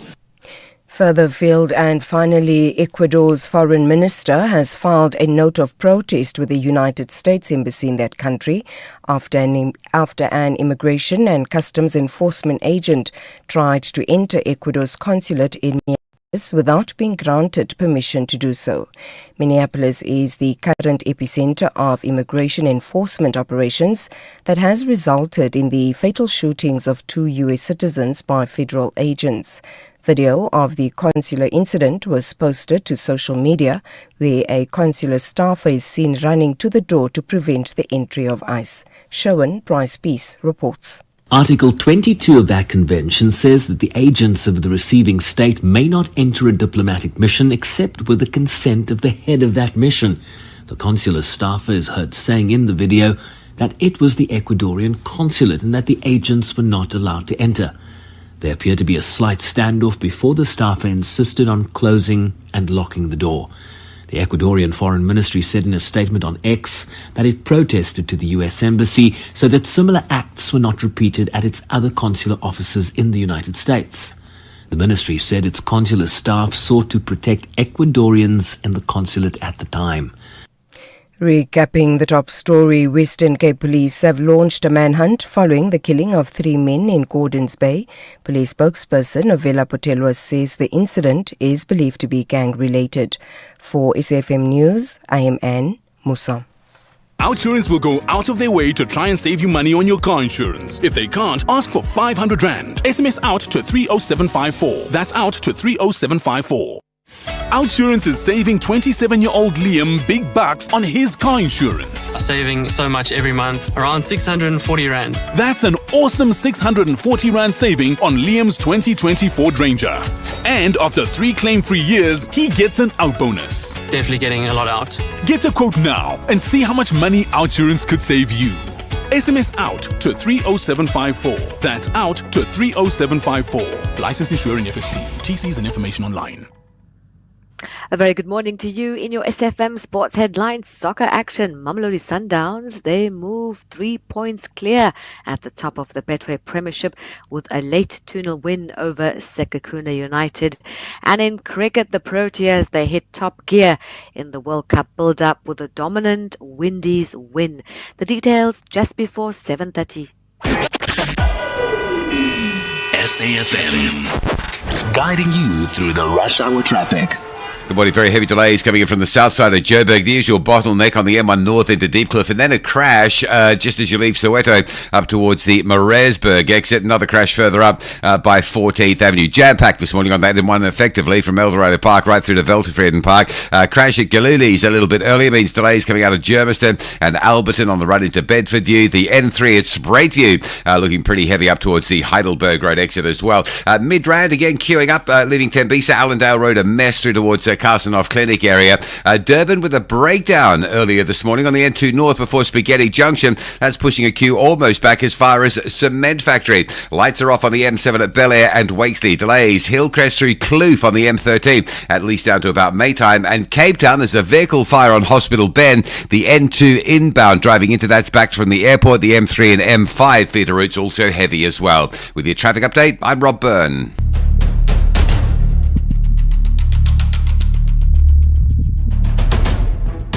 The Morning Brief with Thulasizwe Simelane. Weekdays, Monday to Friday, 6 to 9 a.m. The Morning Brief with Thulasizwe Simelane. Weekdays, Monday to Friday, 6 to 9 a.m. 8 minutes after 7. Welcome to the second hour of the Morning Brief on SAFM. We are on 104 to 107. Or as I would say, on 104 to 107 nationwide. But also live on our digital platforms on X as well as on Facebook. We are at SAFM Radio, but also SAFM Radio is the YouTube channel where you can watch our stream live. Coming up in this hour, we'll talk to Professor Bheki Mngomezulu in the next few minutes for some analysis and perspective over this battle royale. Is it an exaggeration to call it that? All right. Let me tone it down. This battle for the control of the ANC in the region of Johannesburg, following that conference in December that historically elected Loyiso Masuku as the regional chairperson. That is now being challenged by the former chairperson, Dada Morero, the current mayor. And it's intensifying. It's intensifying in terms of that challenge, with a bit of intrigue added by this discovery by police officers and some ANC officials of ballot papers from that conference at a house in Pretoria. Now, depending on which side of the fence you stand, it's all innocuous. It's just ballot papers that were being stored by the elections agency owner after the elections had taken place and done and dusted. That's one side of the argument. The other side of the argument says something sinister is going on. Why are these ballot papers found there? But could this all have implications for the governance of the city of Johannesburg? That's part of the questions we will put to Professor Bheki Mngomezulu. What with all some of what we heard even during the conference in December, there were already voices that were saying Loyiso Masuku should seek to be deployed as the mayor of Johannesburg immediately after having taken power. I remember speaking to her and she was saying that she will serve where the ANC wants her to serve. In fact, right now, her focus is on building the ANC in the region. Professor Bheki Mngomezulu will weigh in on that story. And then immediately after that conversation, we'll be talking to the Deputy Executive Mayor of the city of Tshwane, also the MMC for Finance. We'll be talking about these cut-off programs, but it's Tshwane Yadima. You don't pay, Tshwane will simply cut you off in as far as services are concerned. But one or two national departments are unhappy and basically accusing the municipality of seeking to cause spectacle and embarrassment for national departments in instances where objectively and factually, the city is not owed what it has been claiming. So Eugene Modise will talk to me at about 7:20. In it all, let's continue the conversation. Call me 086 000 2032. 086 000 2032. Your WhatsApp voice notes and messages to 0614 104 107. With that said, let's get into it. The second hour of the morning brief starts now. They delivered an exhilarating brand of the beautiful game. On and off the battlefield, in the boardroom, behind the scenes, the pitch personnel, coaches, administrators, and officials. Dress up and walk the purple carpet. It is her time to shine. Join the celebration of Sheroes and barrier breakers. Experience the Hollywood Bet Super League Awards on Sunday 1 February at 7:30 p.m. Live on SABC Plus, SABC Sport on DTT Channel 4 and SABC 1. Also available on SABC radio stations. Proudly brought to you by SABC Sport. For the love of the game. Without the Tega Umshibo. Regional giants have a tense and dramatic meeting. Amakosi tackles Zigamambo. This is the CAF Confederation Cup. Experience the Southern African Derby, Kaizer Chiefs versus Zesco United, this Sunday, 1 February at 2:30 p.m. Live on SABC Plus and SABC 1. Then on SABC radio stations at 3 p.m. Proudly brought to you by SABC Sport. For the love of the game. Is there ever a bad time for a good conversation? SAFM, leading the conversations that move us. 13 minutes after 7, the internal battle lines inside the ANC in Johannesburg are hardening, with a bruising dispute between city mayor and former regional chairperson Dada Morero and his successor in the party, finance MMC Loyiso Masuku, now spilling well beyond the conference floor. At the center of the fallout is the ANC's December regional elective conference, which Morero says was marred by irregularities, including allegations of vote buying and the dramatic discovery in the last few days of used ballot papers at a private home in Pretoria. Masuku's camp insists the conference was free and fair, arguing that the ballot papers were lawfully stored after the event and that disgruntled members should follow internal ANC processes rather than fight their battles in public. However, the ANC's national and provincial leaders are weighing in. For example, the Secretary General of the ANC, Fikile Mbalula, saying that there's prima facie evidence of misconduct in how that conference was conducted, while the Johannesburg regional leadership rejects claims of rigging outright. So let's speak to Professor Bheki Mngomezulu. He is director of the Center for the Advancement of Non-Racialism and Democracy at the Nelson Mandela University. Prof, good morning, and thank you for your time this morning. Just your broad overview. What have you made of this dispute, coming as it does, after what was heralded and hailed as a historic conference that saw the regional structure of the ANC in Johannesburg elect its first woman chairperson, and now this fallout? Good morning, Makojo. I guess it's still compliments of the new year to you and your team, and also to your listeners. Makojo, there is always this thing that there are always two sides to the story. And I normally say there are always three sides to the story: your side, my side, and the truth. And the truth is what we are all seeking for right now, because we are getting these two versions we have just outlined, and then definitely the truth will eventually prevail. First of all, I must say that this is concerning.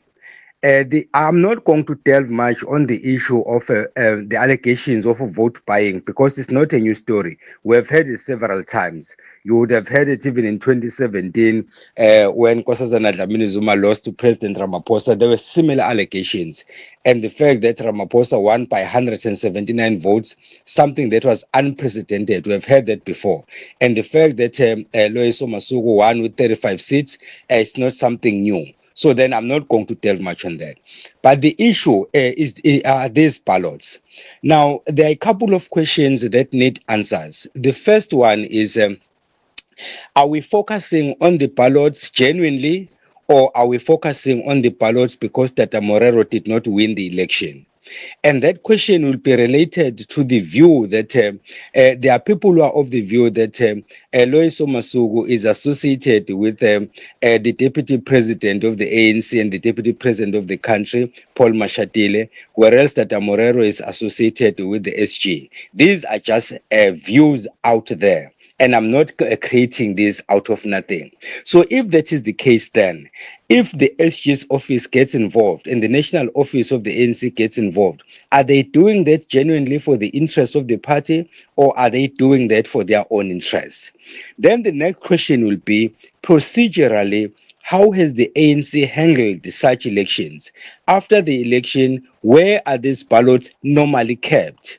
And this time around, were they kept in the normal place, or were they kept differently, which would then lead to the point that has been raised that they were found somewhere in Pretoria at the agent's house. And then the question is, previously, where were they found? Where were they kept? So those are some of them. And in other words, Makochwa, I'm not going to provide you questions, answers here, but I'm going to list a couple of questions, answers to which will then assist us in getting the truth, which is basically something that we're all interested in. The ANC runs elective conferences at various levels, right? So all the way from branch to regional structures, provincial structures, national structures at any given time. What accounts for what is exposed here as, I don't know, a level of not really understanding how the procedures work? The question, for example, of what happens to the ballot papers after the voting. Where are they stored? Who's the custodian? For how long are they supposed to be stored? One would have thought that there's easy reference. The moment they were found at the house, there should have been easy reference. That says, well, that's completely wrong. That's not how we do it. Or it's completely in order. That's how it's always been done. You're absolutely right, Simelane. Those are exactly the questions that I also have, because the ANC has been running elections for as far back as 1994, and in terms of local government elections as far back as 1995 or 1996, if you're talking about KZN and the Western Cape. So then chances are you would expect the ANC to have gotten experience in running elections, be they at a branch or regional or provincial level, even at a national level. But every year there is an election, we hear of alleged irregularities. In this case, for the first time, we have a female who has emerged as victorious, and then there are these concerns. So these are some of the questions that will arise. Are we raising these concerns just because Loyiso Masuku emerged victorious, or are we raising these concerns because they are genuine concerns? And then that is where then the questions we're asking come in as to what has been done before and what has been done differently this time around. Yeah. And ballots, do they tally with the votes that were counted on the day? Do the figures tally? So these are some of the questions. So basically the onus is on the ANC to then look at these ballots that were allegedly found dumped, and therefore count them against the official figures that were released, in which case then they will have an issue.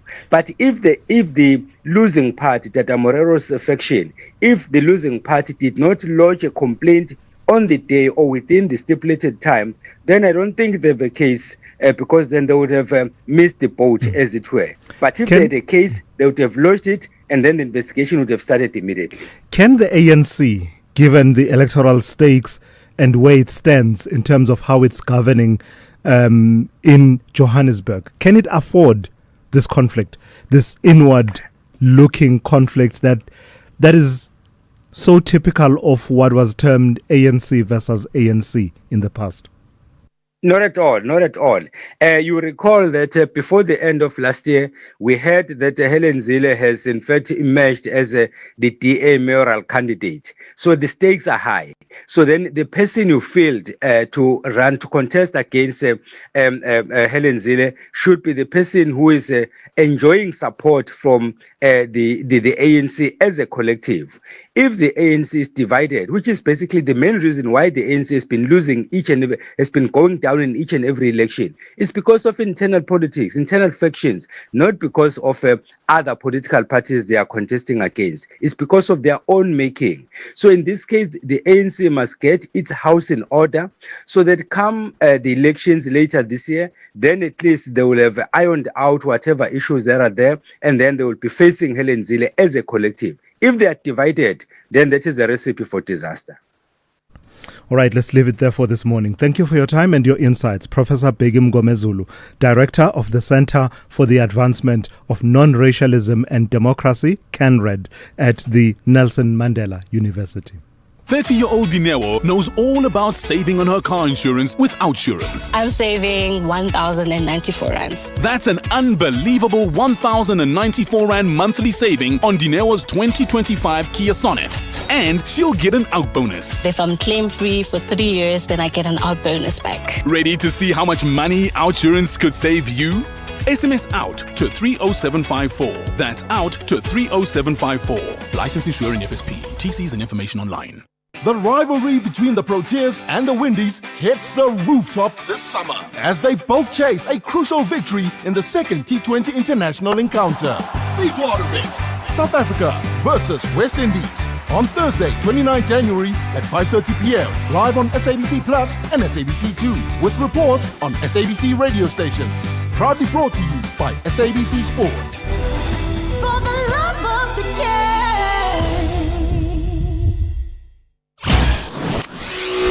Thulasizwe Simelane on SAFM. 22 minutes after 7. In fact, it's coming up to 23 minutes after 7. The city of Tshwane has confirmed receiving more than 90 million rand from the National Department of Public Works, a development that it has described as a constructive step forward amid mounting tensions over its aggressive Tshwane Ya Tima revenue collection campaign. The payment comes as national and provincial government departments push back against what they say are heavy-handed, inaccurate and publicly damaging enforcement actions by the Metro. Let's speak to the Metro's Deputy Mayor and member of the Mayoral Committee responsible for finance in the city of Tshwane, Councillor Eugene Modise. Good morning to you and thank you for your time, Deputy Mayor. Tell me about this Tshwane Ya Tima campaign. Is it coincidence or is it by design that it's currently focusing on national government departments and entities? Good morning, Simelane, and good morning to your listeners. It's by design. It's orchestrated and planned, and it's deliberate. And it's not a fight, actually. It's a collection means. It's a measure we design so that we can be able to collect revenue, so that we can be able to discharge our responsibilities, which is delivered. What is the context for why you went for this collection method against national departments? What's the context for that? Okay, perhaps let me just give you context on the national payment of 92 million rands. All buildings belong to the national government are under the arm of public works. So we went to Kosimo Mpuru. The mayor was there to collect money. The intention is not to disconnect, it's to collect money. That is why when we reach a place, we communicate with the management. And if they are able to pay instantly, then we walk away. And then I went to Bavian on the same day, prison services. And when we reached the area manager was not aware that they owe rates and taxes. So meaning rates and taxes is a bill towards the building itself or the entity. But in terms of water and lights, it's a separate bill. So they were water and lights. That's why we communicated with the National Department of Public Works. And we want to appreciate their response. And this is the start of a good working relationship. We believe in a wonderful relationship with the national department and the provincial government, what we call IGR, intergovernmental relationship. Yeah. So we want to smoothen that and ensure that we work together. But I'm interested in this almost 2 billion rand that you say you are owed by national and provincial government departments. How did that come about? Over what period of time? And what efforts have you put in to try and collect that? Okay, this is a normal way of doing things in terms of finances. We communicate, and we communicate effectively. We send emails, we call, we send SMS on the numbers that are given from each and every department. So the 2 billion is for the national government, and the provincial government is around 900 million rands. And we've got beautiful news there. I had a conversation with the Premier, and he's committed. He has committed even yesterday that they are going to give us our 60%, which will be a step in the right direction. Their intention is not to fight, it's to ensure that they pay on time. And remember, all these departments, they've got their own allocations, and they've got their CFOs who are responsible to run the finances. So the delay is coming from their side. Maybe it's an oversight, but it's important that they pay, and they pay on time. Do you believe the Premier when he gives you that commitment? I don't know. Commitment is one thing. Money in your bank account is quite another. Okay, let me tell you, it was a cumulative process. It's not a once-off communication. We had Imbizo in Tshwane, which was convened by the national government. The Premier was addressing the Imbizo. In the meeting, he committed in front of cameras, and I had a meeting with himself. And he called all the departments, his department, I'm referring to the provincial government, and central to that was finance. And he ensured that we are going to get our money by mandating all the departments to ensure that they pay us. And they pay us our 60%, and the 40% will. All right, please hold for me for a second, MMC Deputy Mayor. Let's get a call from Brian in Tshwane, who has a question about this process. Brian, good morning. Okay. Good morning, Thulas. MMC, I see you are busy switching off electricity for government departments and the prisons, but you are not telling us the Morulasan, the old Morulasan, is owned by you, and we are told that it's owing the city 25 million in unpaid municipal charges. Tell us, when are you going to switch it off? Deputy Mayor? Thank you, Brian. Brian, that is false, man. I'm not owing Morulasan, I'm managing Morulasan. And the debt is an old debt. Actually, what I did as a good gesture, we paid 800,000 for water. Was for the jury that was managing the place. The relationship between the Morulasan and the city is where the city have the account. The account is on the city. I know that is an attack, a tool that is trying to undermine what we are doing. The city switch off all over, and now the matter is sub judice. The CEO No, Deputy Mayor, no. With all due respect, please talk to the issue of Morulasan. I don't feel you've explained it. I'm talking about the I don't feel you've explained it thoroughly, the relationship between Morulasan and the city of Tshwane and the debt that is owed. So just talk to it and walk us through it. Yeah. Taking you through. Don't interrupt. I'm not done. I'm saying the city is taking the matter to court with Northwest Housing Corporation. Morulasan is owed by Northwest Housing Corporation. The debt is talking about is when it was Sun International prior to my arrival, long time ago. It's a cumulative debt, and we paid the debt of the water because we are responsible for water, not for electricity, maintenance, and the likes. So I'm just giving you clarity. Don't come in as if you know the truth, Brian. You don't know the truth. No, we're not fighting here. We are getting to the bottom of the truth. So, let's keep our tempers down. We have to ask you about it. You say it's owned by the Northwest Housing Corporation. So why are you paying the element that you're paying if you don't own it? I was responsible for water because I'm managing the place. That is why I paid the water. Even if it's not on my account, but I did pay for the water. And then, Brian, he doesn't have the Morulasan is owned by Northwest Housing Corporation. Perhaps this is an opportunity to clarify and undermine these lies. And in the process, it was run It's by. not lies. I'm sorry, MMC. Lies, I find lies, no. I lies, find your the way that you engage with these issues a bit problematic. People are wanting to hold you to account. Brian wanted to hold you to account. You've explained what the situation is with Morula San. I don't think you should be discrediting it and rubbishing it as lies. You've put the version, the official version, to stand against what people believed. In that way, you are taking your constituents into your confidence. I don't believe it calls for confrontation. No, there's no confrontation. I tell a lie as a lie, and I reserve the right to say it because it's a lie. And I'm giving you empirical evidence of everything. And I'm giving the background. You cannot be agitated as well. I'm so not agitated, MMC. Trust me. What is your relationship with Mzansi Resorts, which is my company? Your company? Yes. So does it own Morula San? No, we are managing Morula San. So Mzansi Resorts manages Morula San, which owes the city of Tshwane 221.7 million rand. Yes. And Morula San has not been switched off. Can I explain? Yes, explain. Yes.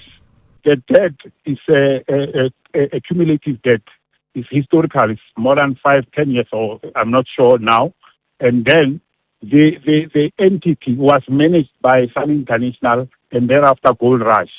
So in the process, they separated responsibilities to different entities. We are responsible for maintenance, gardening, and security. And perhaps maybe I must just give context so that people can understand. We are ensuring that we maintain the place, we secure the place, and we are doing the gardening. So in the process, we are paying the water. That's why our responsibility for water comes from. And it hasn't had its electricity and other services cut off in the spirit of Tshwane Yadim. No, it's cut off. Has it been cut off? It's not Tshwane Yadim, it's ESCOM. It's long time. You can verify the facts with ESCOM. It's cut off. All right. Thank you for that. Councillor Eugene Modise, thank you for engaging, albeit with the differences in terms of how we understood each other and how you understood the questions that were being posed to you, all in the spirit of holding you to account. Eugene Modise is Deputy Executive Mayor and member of the Mayoral Committee for Finance in the city of Tshwane. A bit late for Anne. Anne, good morning. I'm sorry. Good morning, Thulas. In the headlines, Western Cape Police have launched a manhunt following the killing of 3 men in Gordons Bay.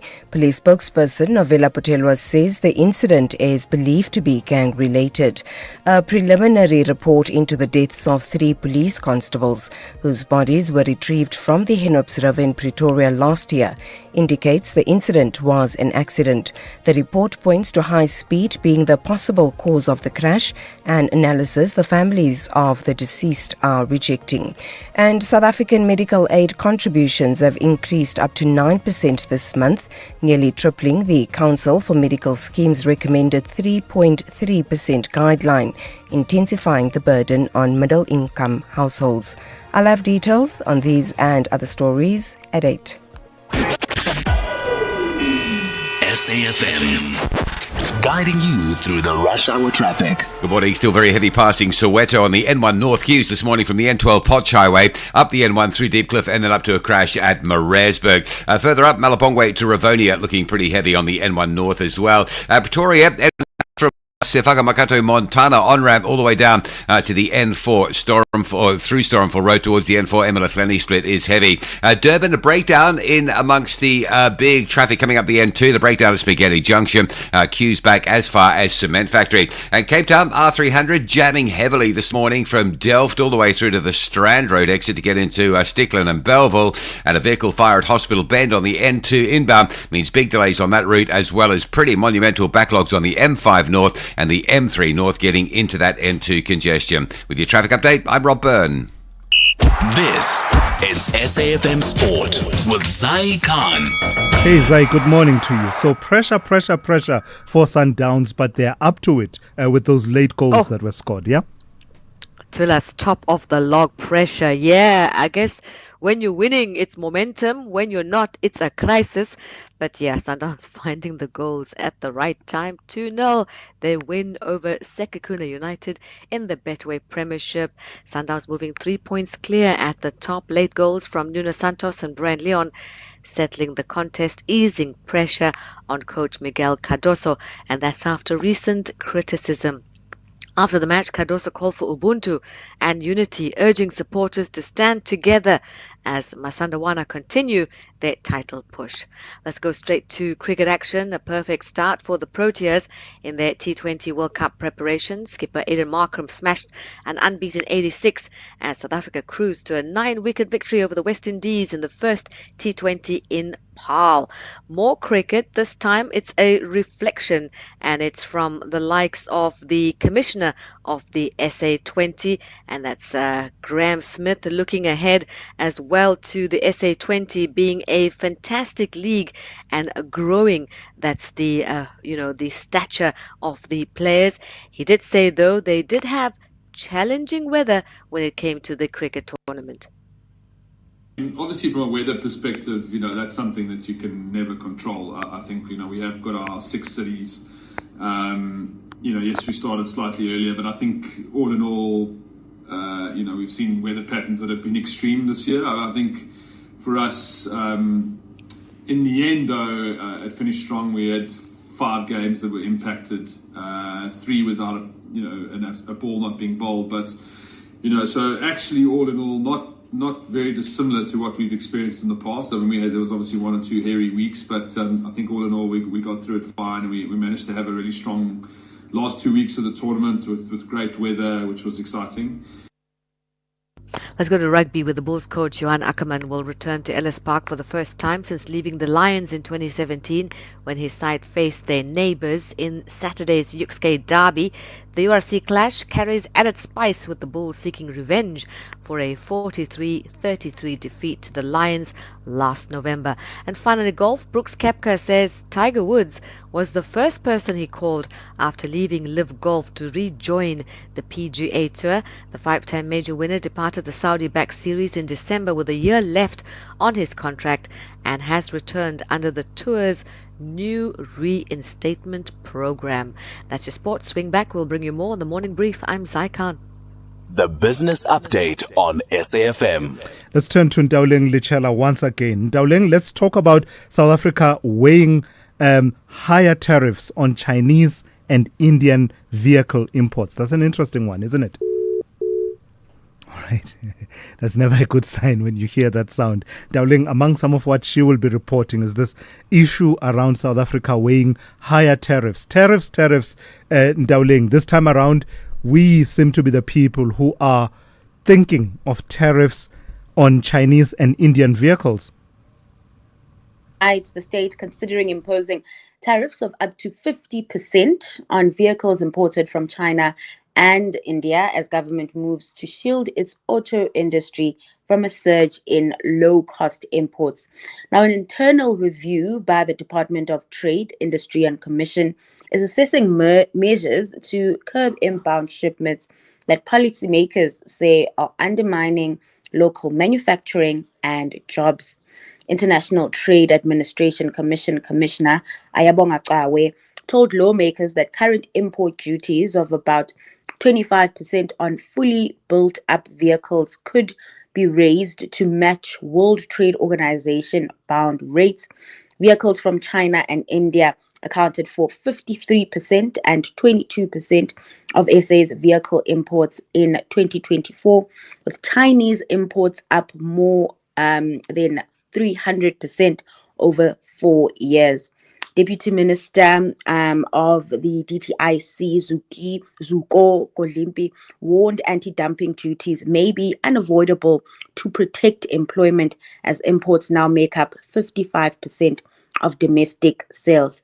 Industry bodies say the influx has stalled production, cut localization, and led to plant closures and job losses. I mean, we've already heard from a few European car makers that have plants in South Africa, really talking about the kind of impact the Chinese automakers have had of them. Just last week, Nissan, of course, selling its plant in Pretoria to Chery. Yeah, in fact, let's talk about that impact.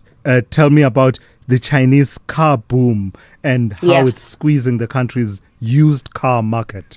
That market under pressure. I mean, would you rather buy a second-hand car or a more affordable new Chinese car? You know, and that's what we're seeing in the used vehicle market as Chinese manufacturers dominate new vehicle sales and reshape consumer behavior. Now, We Buy Cars says Chinese brands recorded 74% growth in new car sales, accelerating a shift toward affordability at a time where households remain financially stretched. The surge has widened the gap between new and used vehicles. In FY 2025, new vehicle registrations rose close to 12%, while used car registrations increased by just 1.2%, putting pressure on resale prices and dealer margins. Now, cheaper, well-equipped Chinese models are forcing used car sellers to compete harder on prices, and that weighing on used car sellers' margins, particularly what we saw with We Buy Cars in its last financial results. The company's CFO, Chris Rain, says this is a structural change, not a passing cycle. In response, the group has adjusted pricing on vehicles competing with Chinese imports and refined its buying strategy to focus on more affordable, fast-moving stock. What's moving and shaping the markets at this hour, Dowling? Starting in Asia, stocks are mixed, with South Korea's Kospi and Kosdaq pushing to fresh records. However, Japan's Nikkei taking a knock as those currency dynamics play out. The yen strengthened to its highest level in almost 3 months against the dollar amid intervention expectations swirling around the currency. Then over in the US, futures are mostly in the green, with traders eyeing earnings from Microsoft and Meta. Back home, a pullback in platinum prices weighing on the JSE, with the Resi 10 shedding most of the gains from at the top of the week, and that leading to a 0.9% decline in the all share. Meanwhile, the rand maintains its winning streak against the dollar. It's at 15.86, also making slight gains this hour against the pound and euro at 21.88 and 19.01. Lastly, in commodities, oil also in the green, up almost 0.5% to $65 a barrel. Dowling, thank you for that. We'll talk to you once again just after 8:30. So you thought you were building a business in this economy, but day by day, somehow it grew. You kept going when the freezer didn't freeze, the bucket didn't budge, and the bank balance barely blinked. So you thought you were building a business. You weren't. It was building you. Because this isn't just what you do anymore, it's who you are, and you don't trust just anybody to protect it. Chat to your broker about Old Mutual Insure Business Insurance. Protect what built you. Old Mutual Insure Limited is a licensed FSP and non-life insurer. When choosing a medical aid, pay close attention to the benefits. Like the benefit of skipping phone calls and pharmacy queues with the convenience of the Discovery Health app. The benefit of one app that makes finding the right doctor, booking an appointment, submitting a script, having medicine delivered, and your clinic simply effortless. Just another benefit that makes Discovery Health Medical Scheme for your health like no other. Speak to your financial advisor or visit discovery.co.za to get a quote. Discovery Health Medical Scheme is a registered medical scheme. The Discovery Health app is brought to members by Discovery Health. Building the future of human settlements smarter and stronger. Join the human settlements team, government and industry leaders, innovators and visionaries at the Innovative Building Technology Summit, where cutting-edge solutions drive sustainable, inclusive and resilient human settlements. From smart materials to advanced construction methods, this is where tomorrow's built environment takes shape. The date for the event, the 3rd to the 4th of February 2026, and it's happening at Nasrec Expo Center in Johannesburg. For more information, please send an email to ibt.summit@dhs.gov.za or visit dhs.gov.za or dhs.ibtsummit.co.za. Call Thulasizwe now 086 000 2032. All right, let's take some of your reactions to some of the stories we've covered this morning, as well as any other issues that may be exercising your mind this morning. Dear Thulasizwe, please shed some light on this. The last time I checked, public servants such as the Tshwane councillor that you just interviewed were not allowed to own active privately owned companies, unless this has changed, because I thought I heard him say that a company that you asked him about is actually owned by him, and he's actually responsible for switching them off, but as a service provider he's obviously not switching them off. I just don't understand. I fail to understand. Yeah. Please explain this. Yeah, let me not mislead you. I know the provisions you're talking about, but I don't know them specifically. The condition that says people who serve in the executive can't be active company holders, especially in the area in which they regulate, over which they have domain. Maybe someone who's got the clearer wording of those provisions can come in and assist us. And I don't want to mislead you, because there are various provisions for members of parliament, members of the legislatures at provincial and local level, the disclosures that are required. Then there are those people that are completely precluded, with the result that they will say, for the time that I'm in government and I'm active in government, I will put my companies in a blind trust. And therefore, there's been that. But I don't want to really comment on what's the situation at local government level as far as councillors who serve in the executive at that level are concerned. Someone who's smart, I know there are a lot of smart people out there, please do call in and weigh in on what the position is on that. Good morning, Thulasizwe. It should be noted and should be celebrated that it was the economic freedom fighters who were fighting for these expiry datas thing. They were the most vocal when it comes to the expiry data fight, and we should celebrate them and thank the EFF for that. Now, why does it have to take so long? Because it's only going to be active in January next year. Finally, when it comes to parties fight for the people, it is parties like the EFF who come first. Where is the DA when it comes to issues like this? Ground roots issues, you don't hear them. And yet they want the black vote. Come on, man. Soviet King Williamstown. All right, Soviet, thank you for that. The political victory Soviet attributes to the EFF for what has happened with that situation around data expiry. Alba in Sky City, good morning. Morning. Hey, awuhlelo Papa Simelane njani? Hey, ifukile njani tata? Ifukile. You know, politics is very depressing. So today I just want to speak Sundowns, right? So you'd rather avoid politics altogether and go to Sundowns? Yes. You know, some years ago, Paul Doleza was fired at Sundowns. And the reason given, because he was sitting on number one, it was that yes, they are winning, but they are not playing good football. Fine.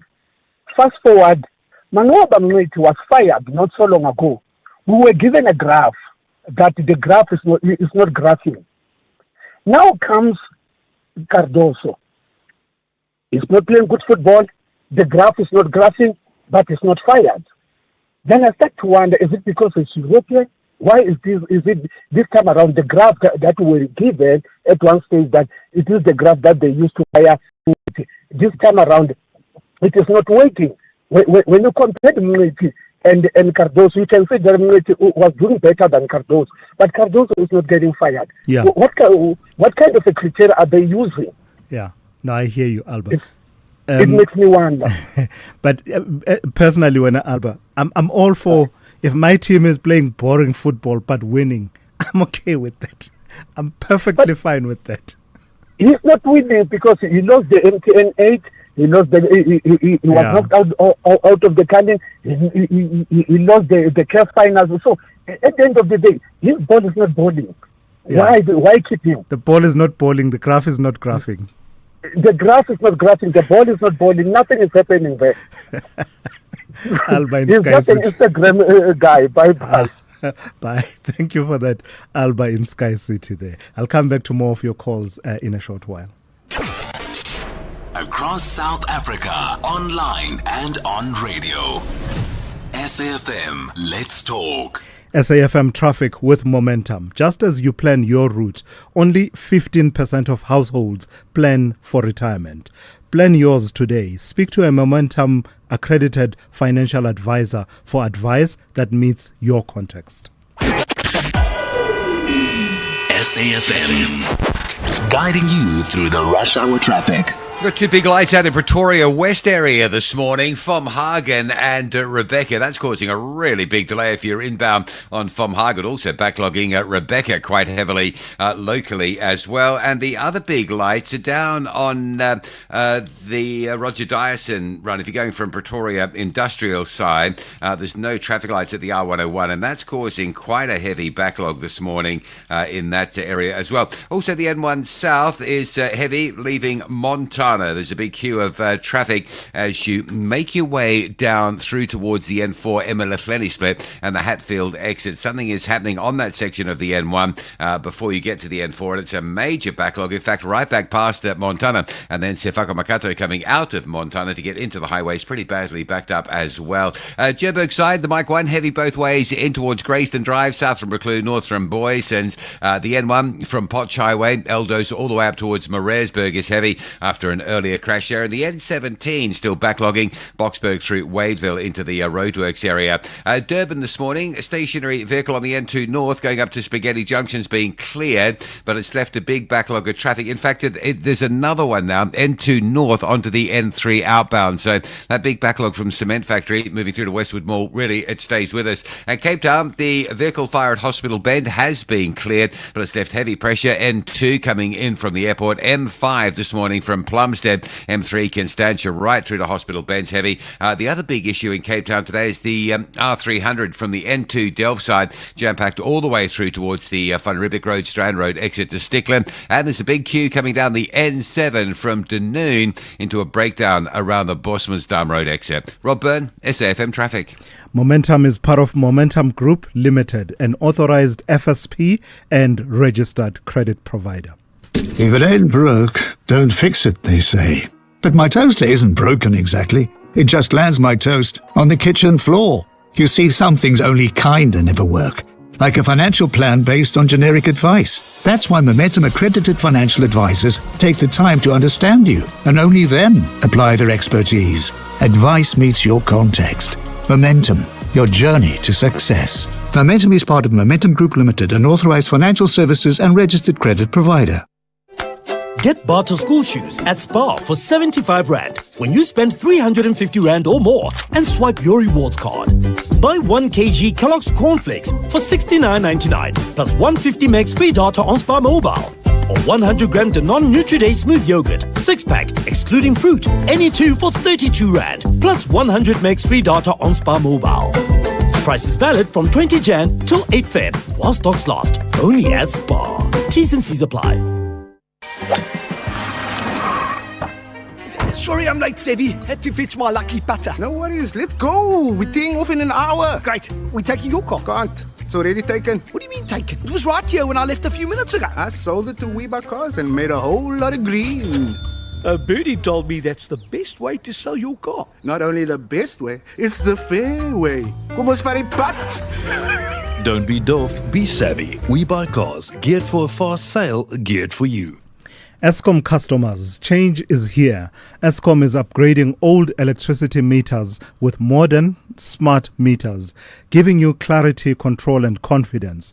With your new meter, you'll be able to see your usage in real time, giving you the power to manage your electricity with ease. Smart meters are accurate and help Eskom respond faster to issues. Please allow our authorized installers access to install your new meter. For more information, visit our website, Eskom, redefining for a better future. Call Thulasizwe now, 086 000 2032. All right, let's take one more of your voice notes, this one on the city of Tshwane and Tshwane Yatima. Morning, Thulasizwe. This is Musa from Watuguza. I was listening to the interview with Councillor Modise, the deputy mayor outside Tshwane, who's busy disconnecting government departments for non-payment. However, he is very evasive when it comes to Morula-san. He keeps claiming that it's historical debt. Of course it is. But if you take over the operation, the running of an entity, you inherit that debt. So Councillor Modise is entirely responsible for that debt to the city. He must disconnect himself or pay up. Thank you, Thulasizwe. All right, thank you for that.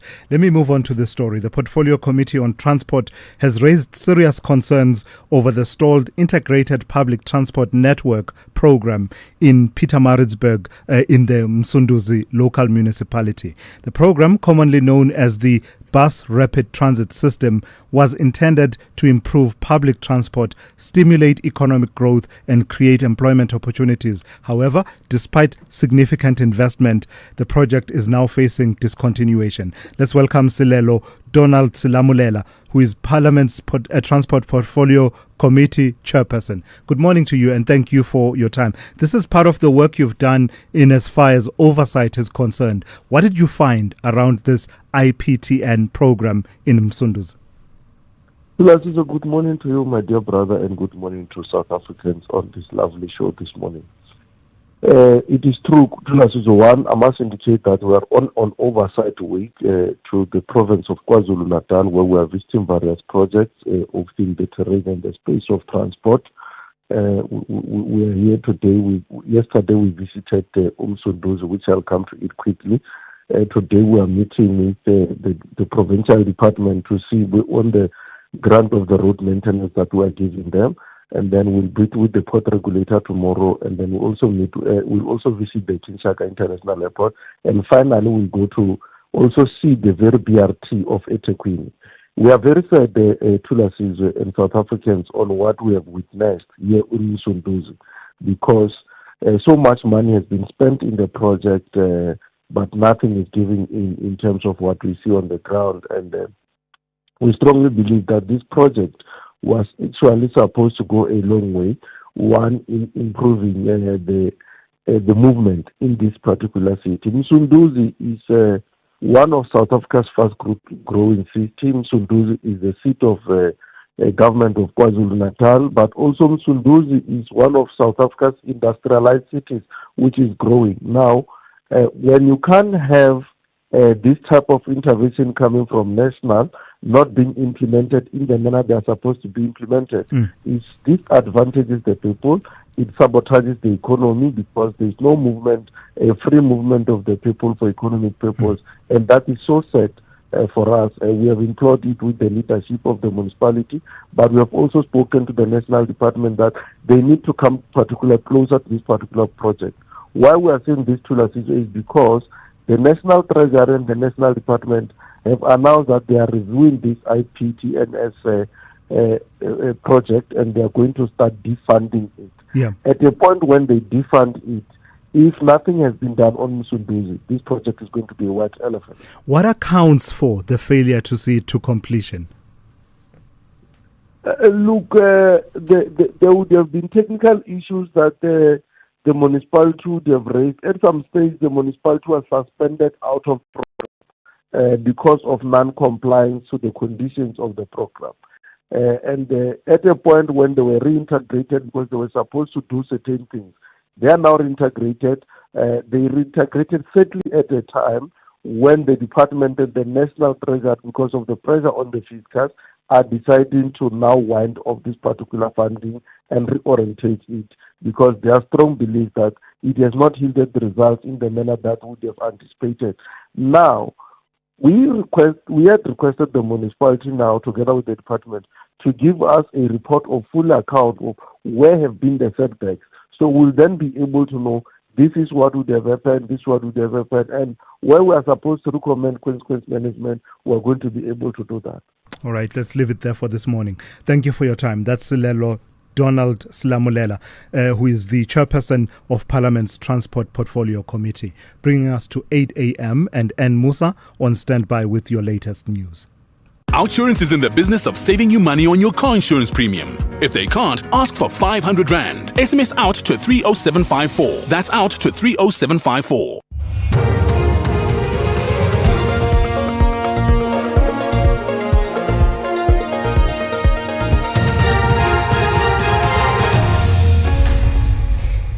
In our top stories, a manhunt underway after Gordon's Bay triple murder and 2 suspects arrested for alleged fraud and corruption. Good morning. Western Cape Police have launched a manhunt following the killing of 3 men in Gordon's Bay. Police spokesperson Novella Potelwa says the incident is believed to be gang-related. She says unknown gunmen opened fire on the victims in the parking lot of Gordon's Bay Mall. 2 of the men died inside the vehicle, while the third was found outside. Potelwa says the suspects fled the scene and have not yet been arrested. A preliminary report into the deaths of 3 police constables whose bodies were retrieved from the Hinops River in Pretoria last year indicates the incident was an accident. The report points to high speed being the possible cause of the crash, an analysis families of the deceased are rejecting. The constables, Cebekulu Lenda, Boipilo Sinoge and Kiamukhetswe base went missing while travelling from their homes in Bloemfontein to a Limpopo base where 2 of the officers were stationed. National Police Commissioner General Fani Masimola met with the families in Bloemfontein following the Police Day celebration. Masimola says the investigation is however not finalised. In terms of the data that we have, one would say the data leads one to say it is an accident that has happened, but there are areas that we still need to investigate to support that. We cannot conclusively say we are done with everything. There are parts that we still need, especially from other experts. 2 suspects are expected to appear before the Lephalale Magistrates Court in Limpopo for corruption and fraud charges today. The suspects were arrested by the Hawks for fraudulently issuing learners and drivers' licenses at the Lephalale testing station yesterday. Limpopo Hawks spokesperson Litunya Moroa says the suspects declared some applicants competent without writing the required learners' test. The team went to Lephalale to address the matter and they found 8 learners writing learners driver's license test, whereas 10 learners completed the attendant register. The preliminary investigation revealed that 2 outstanding learners appearing on the list were declared competent, whereas they did not write such test. A case docket of fraud and corruption was opened. The Hawks was entrusted with the investigation. KwaZulu-Natal Hawks head Major General Thulasizwe Simelane will continue testifying at the Madlanga Commission of Inquiry this morning. His close relationship with attempted murder accused Fuzimuzikat Matlala will remain a focus. Yesterday, General Simelane testified he enjoyed a brotherly relationship with Matlala since 2019. The KwaZulu-Natal Hawks head has also testified about a meeting between Matlala and the Provincial Police Commissioner, Nhlanhla Mkhwanazi, that took place in Umhlanga in Durban last year. Sibahle Mota reports. General Simelane testified that the meeting between Matlala and General Mkhwanazi was in relation to the purchase orders of the SAPS contract. General Simelane further defended his decision to accompany Matlala to the meeting. The KwaZulu-Natal Hawks head says that he saw nothing wrong in accompanying his younger brother as he was not a full participant in the discussions. General Simelane has been accused of leaking sensitive information to Matlala and using his position to benefit members of the Big Five cartel. And finally, South African medical aid contributions have increased up to 9% this month, nearly tripling the Council for Medical Schemes recommended 3.3% guideline, intensifying the burden on middle-income households. The CEO of PPO Serve, Lungelo Kasapatu, has warned the current fee-for-service model is pricing citizens out of the market. To avert a total market collapse, Lungile is now advocating for a shift toward a value-based approach. what you can do is just to think about your own medical aid contributions or your statement. And as you have correctly said, everything goes up quite significantly. But what we need to understand is that there is not much that can be done. We need to understand what is wrong with the system, both from the funders and both from the people that are actually giving us these services. The main problem, which is the system that we have currently incentivizes providers to pay for volume. In other words, the longer your bill is, that's what you get paid. Nobody is looking at the outcomes. Recapping the top story, Western Cape Police have launched a manhunt following the killing of 3 men in Gordons Bay. Police spokesperson Novella Putelwa says the incident is believed to be gang-related. For SAFM News, I'm Anne Musa. Outsurance will go out of their way to try and save you money on your car insurance. If they can't, ask for 500 Rand. SMS out to 30754. That's out to 30754.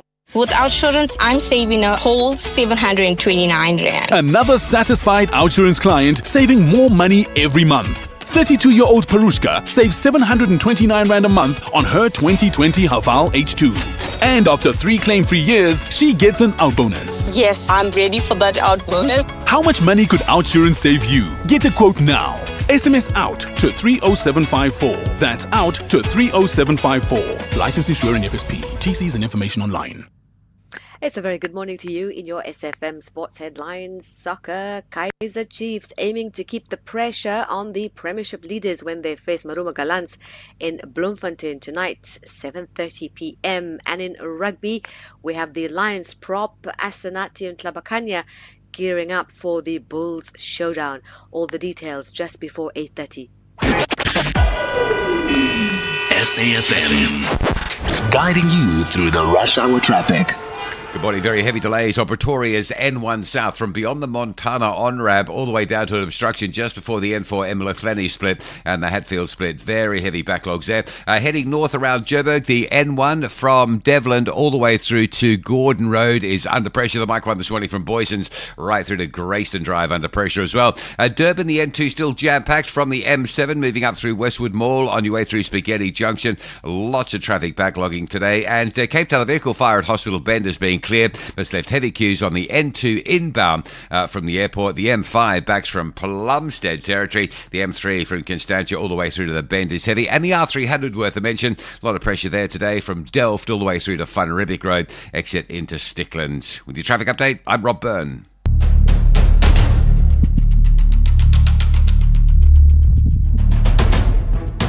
The Morning Brief with Thulasizwe Simelane. Weekdays, Monday to Friday, 6 to 9 a.m. The Morning Brief with Thulasizwe Simelane. Weekdays, Monday to Friday, 6 to 9 a.m. It's 8 minutes after 8 on this Wednesday. Welcome to it, the third hour of the Morning Brief on SAFM 104 to 107. 104 to 107. 104 to 1. Yeah, you'll get why I'm saying that, because someone is interacting with me about something I said a bit earlier on about the difference between O and 0. So I'll get to that in a moment. But let me tell you what's coming up in this half hour. We'll be talking to Chifiwa Chibengwa, who is the Chief Executive of the Tourism Business Council South Africa. And we're talking in the wake of recent figures that have come through from Stats South Africa that talk to what the figures revealed about the international tourist arrivals in December 2025. You've got the domestic market, then you've got the international market, both equally important.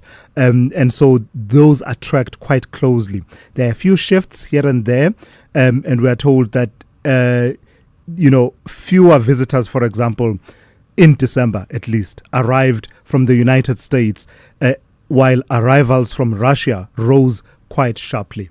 So we'll talk to Chifiwa Chibengwa about what the trends reveal, whether, it's one of those monthly variations, or are we starting to see a pattern of certain source markets starting to perform even more than the traditional strong markets such as the United States? That conversation is coming up over the next few minutes. But let me get then to why I repeated 104 to 107. Earlier on, I said It's taken me a lot of adjustment to accept that, we are SAFM 104 to 107.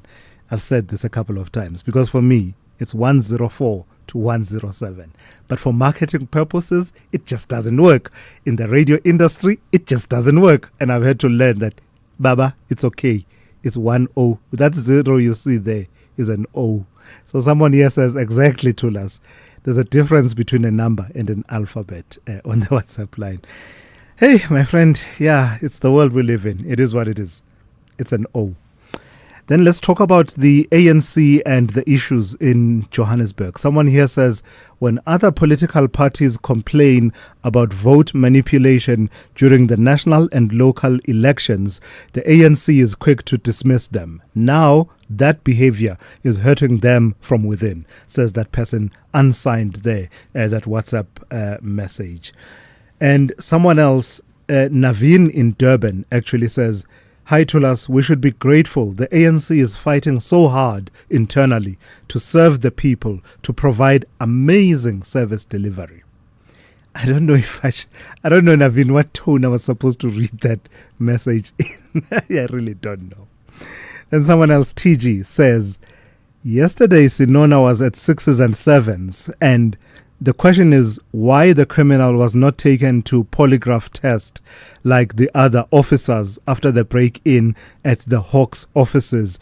And even his answers leave a lot to be desired. And the guy must be immediately arrested and join cat in prison. TG put an emoji there. I had to look closely which emoji is. Join cat in prison. Put an emoji of a cat. Lastly, someone says, Thulas, a trust is a trust.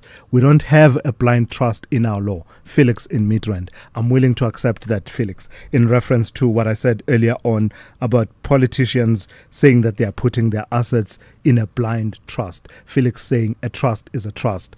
We don't have a blind trust in our law.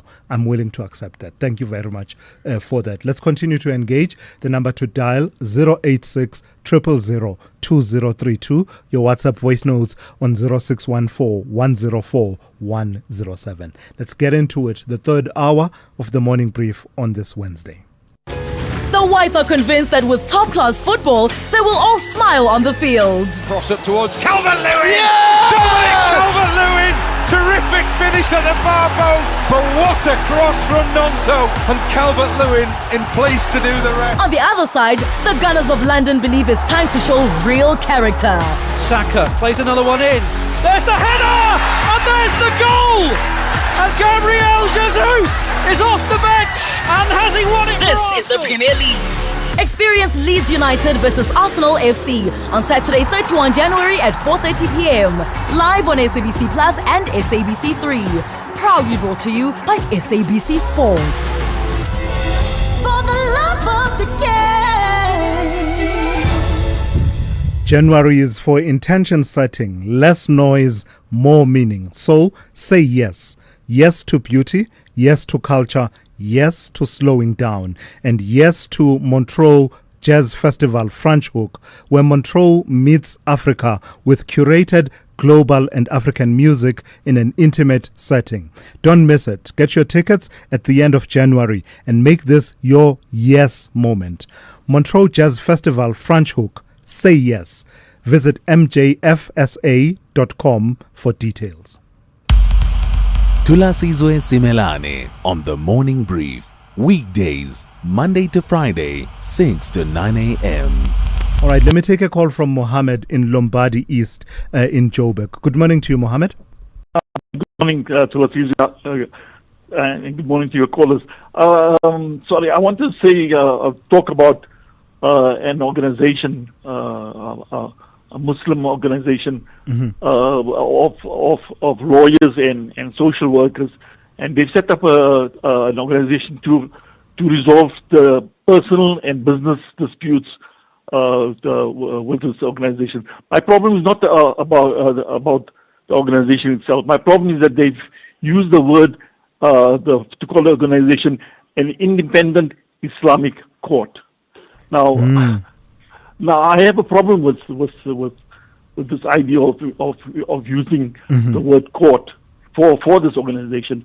I mean, either if they are a court, then that would be illegal, or if they're not a court, then the appropriation of the word Islamic court is also an illegal concept as well. I mean, I'm thinking about a few years ago, the way there was a group of Muslims in Britain who decided to open up a British Muslim parliament, and that idea was quickly shot down by the British government as well. Well, you can investigate this. It's fascinating, Mohammed. Please do share the details on our WhatsApp line so that we can see if we can engage them. But on paper, do not have a problem with what they seek to achieve, the resolution of disputes, perhaps with an infusion of the beliefs and practices of Islam.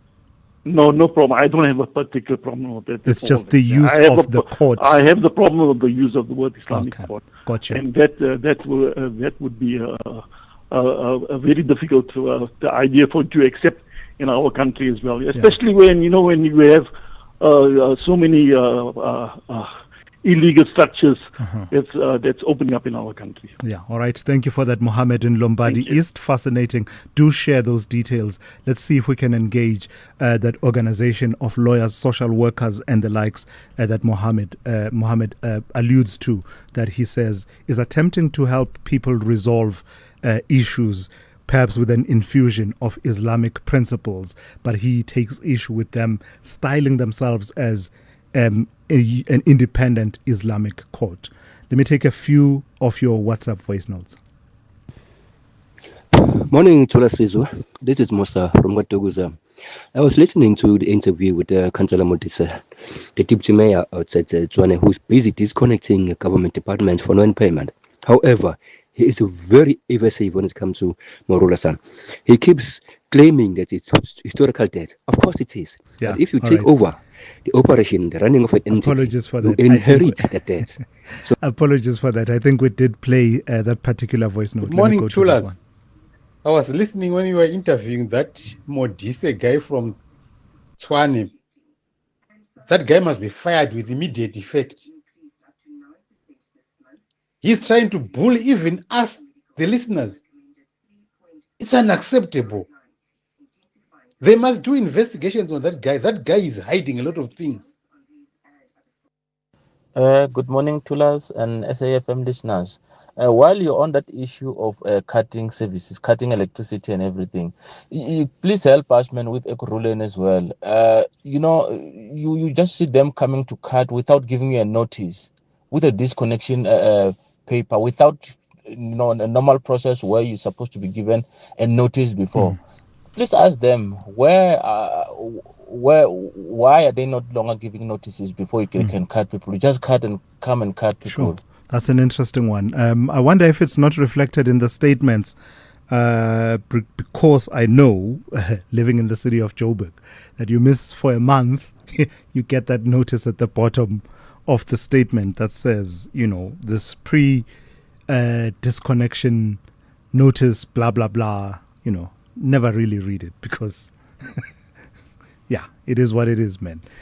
But I wonder if they don't do that and put it in the statement, or you're talking about a pre-termination, pre-disconnection notice that is then delivered separately, I wonder, with the city of Ekurhuleni. So it would seem Ekurhuleni, Leona, Yatima. Morning, Thulas. It's DK from KZN. Thulas, we've got a body. In this case, it's a IEC. My question is, what does IEC has to say about this? And as a public, how do we then trust the integrity of IEC if every time after the elections we are having such incidents? So I'm beginning to question the integrity of the IEC in South Africa. They've got problems. Sure. Very important call there. The elections of the ANC are not run by the Elections Commission of South Africa, known as the IEC. That's the one that's headquartered in Centurion, that runs our national, provincial, local government elections. The ANC contracts with independent elections agencies. One of them, I think, is called, I don't know if this is the one they worked with, so I must not be understood to be casting aspersions on that one, but I'm just citing one that I know. It's called Elections with an X somewhere there. So it's an agency. And I'm trying to remember the name of the person, but it's not coming to mind. So it's very important.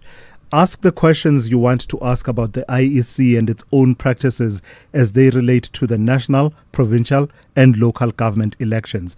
But the ANC's elections have got nothing to do with the Electoral Commission of South Africa, known as the IEC. Categorically, the two have nothing to do with each other. Very important for us to not cross-pollinate, to not take issues that are playing themselves out in one sphere to another. This is not to say the IEC must not answer questions about the conduct of our own elections when those issues do come up. As you know, we're going to elections later on, and I guarantee you, every election cycle, there are questions that we pose to the IEC about how they conduct our elections.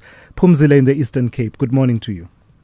Good morning, Thulas. Is it late to say compliments for the new year? It's late. It's late. It's very late.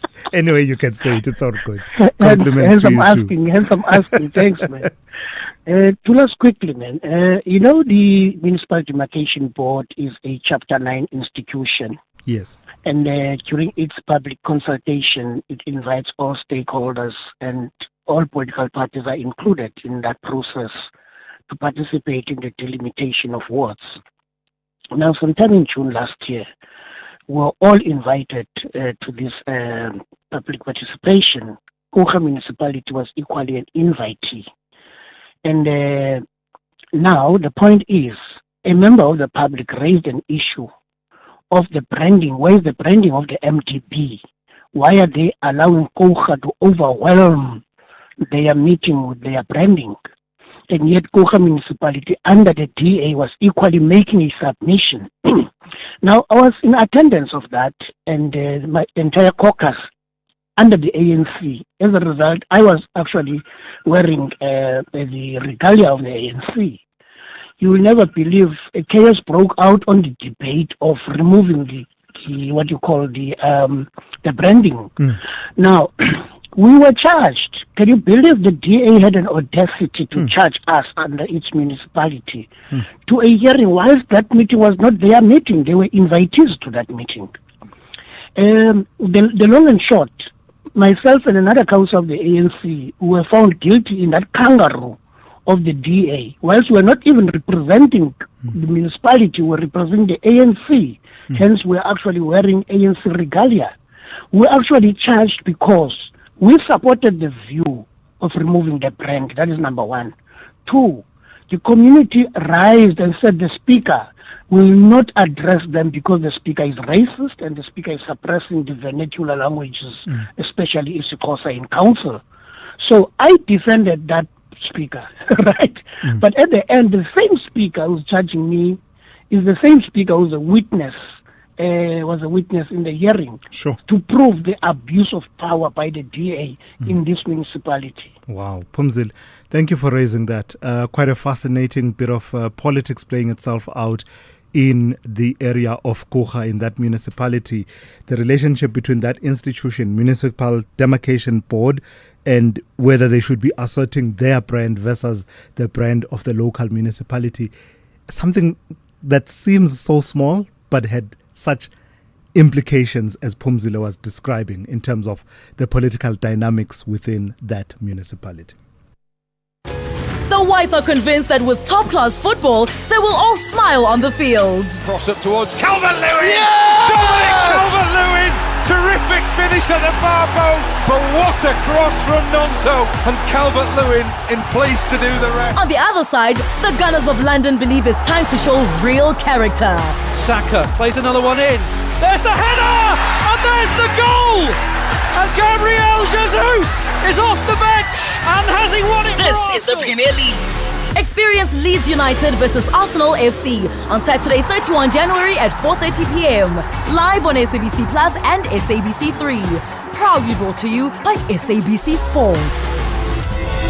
For the love of the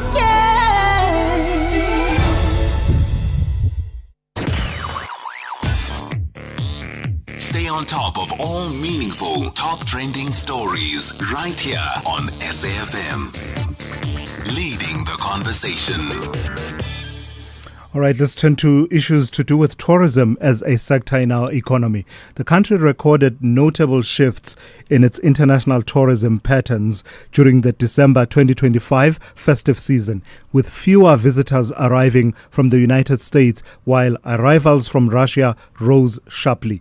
According to Stats South Africa's International Tourism and Migration Statistics released on Tuesday, nearly 4 million travelers passed through the country's ports of entry and exit during the month, underscoring the scale of seasonal movement despite changes in key overseas markets. Let's welcome Chifiwa Chivengwa, Chief Executive Officer of the Tourism Business Council of South Africa. Good morning to you and thank you for your time. We'll turn to the dynamics, the various source markets and what we're seeing in those trends. But this figure of some 3.96 million travelers through our ports of entry. How does that stack up with what we would have wanted to see over the festive season? Well, good morning to yourself and to your listeners. The figure, it's a very good figure in terms of the movement of a total number of people that pass through the airports, and that figure also includes South Africans that pass through, that particular airport or pass through our country. And also those that were in transit, that were traveling to other countries, although they never, passed through and spent an hour or so through our ports of entry. So that is the total figure of both South African international travelers and those that are in transit. The figures, if you look at them for December alone, you'll see that there was an improvement. But more importantly, when we look at the figures for December, we were completing a full year, full 12 months. And if you look at the full 12 months in terms of arrivals, you will see that there was an increase of about 17.7% in terms of tourists that visited our country. And if you look closer to those numbers, and you look at tourists that visited our country from the SADC region, they make up the majority of that figure of the tourist arrivals. And if you look closer into it, you will see that there was an influx of travelers from Lesotho, Mozambique, Malawi, and of course Zimbabwe. That makes up that huge number. If you move away from that and you look at those that are coming from other Africa region, which are what we call Africa air markets, you will see that there was an improvement. And a good improvement of people that fly in and who can call the people who touches a whole lot more of the tourism value chain.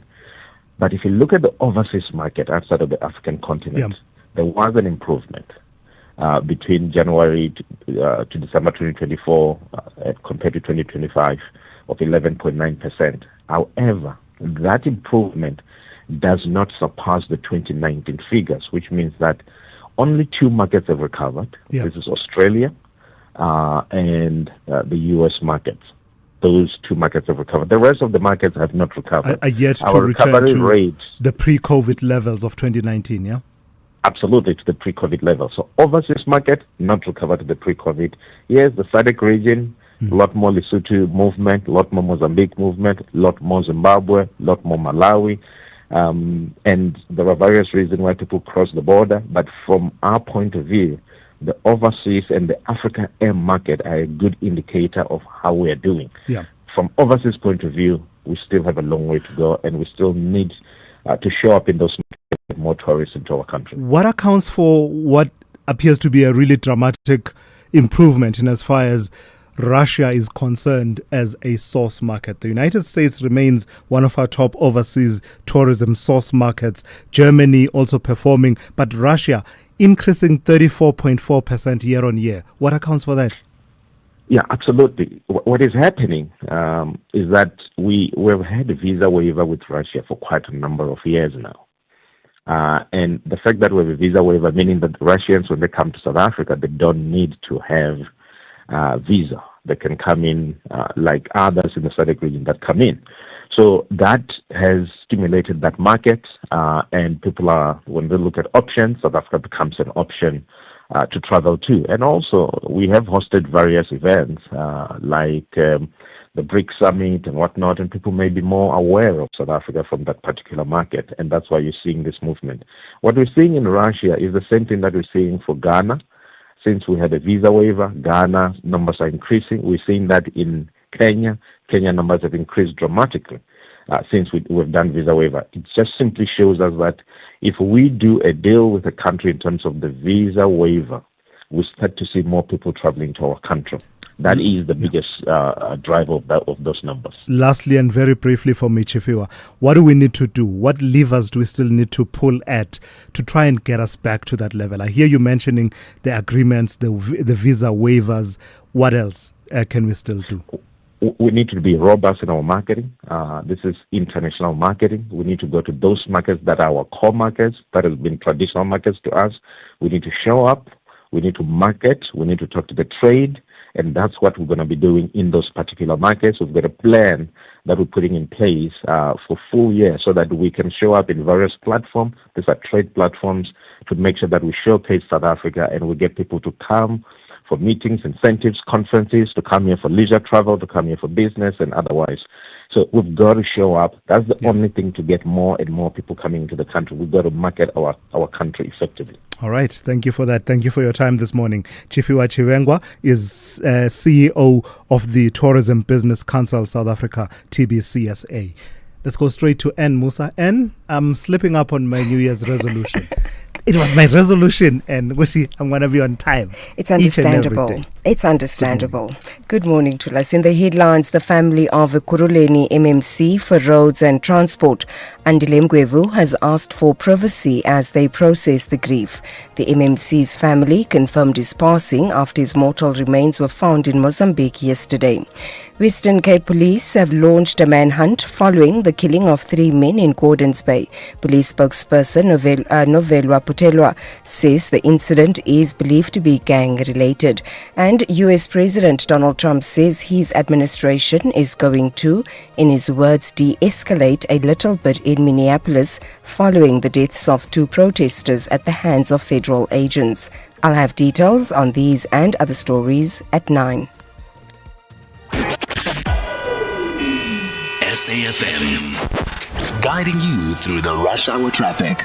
Still very heavy coming out of Montana, Pretoria, down the M1 South, or arriving from Pumalani Plaza, or in fact arriving off the Bekwena Highway onto the M1. Once you get just south of the sort of N1, N4, Bekwena interchange, then you're really in some heavy stuff. The N1 through Montana, through Storenville, all the way down to an obstruction before the N4 Hatfield and Emma-Laflani split. Very heavy backlogging going on there. Joburg this morning, N3, both directions under pressure, heavy from Germiston through to Galilees. And then if you're southbound, there's a breakdown, the usual spot, Van Buren, so coming from Edenvale into Bedford News heavy, and behind that the N12 and R24 routes are badly backed up from the Ekurhuleni side into Galilee, so connections onto that N3.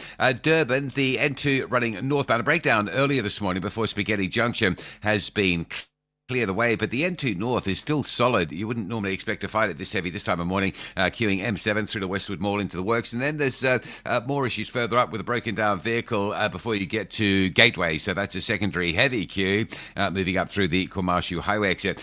Cape Town, worth noting, the R300 jam-packed this morning from Delft up towards the Strand Road exit into Stickland. Problem on Strand Road in the Stickland area, preventing that flow of traffic off the R300. That's why it's so bad. The N1 still solid from Belleville through all the way through to the city centre.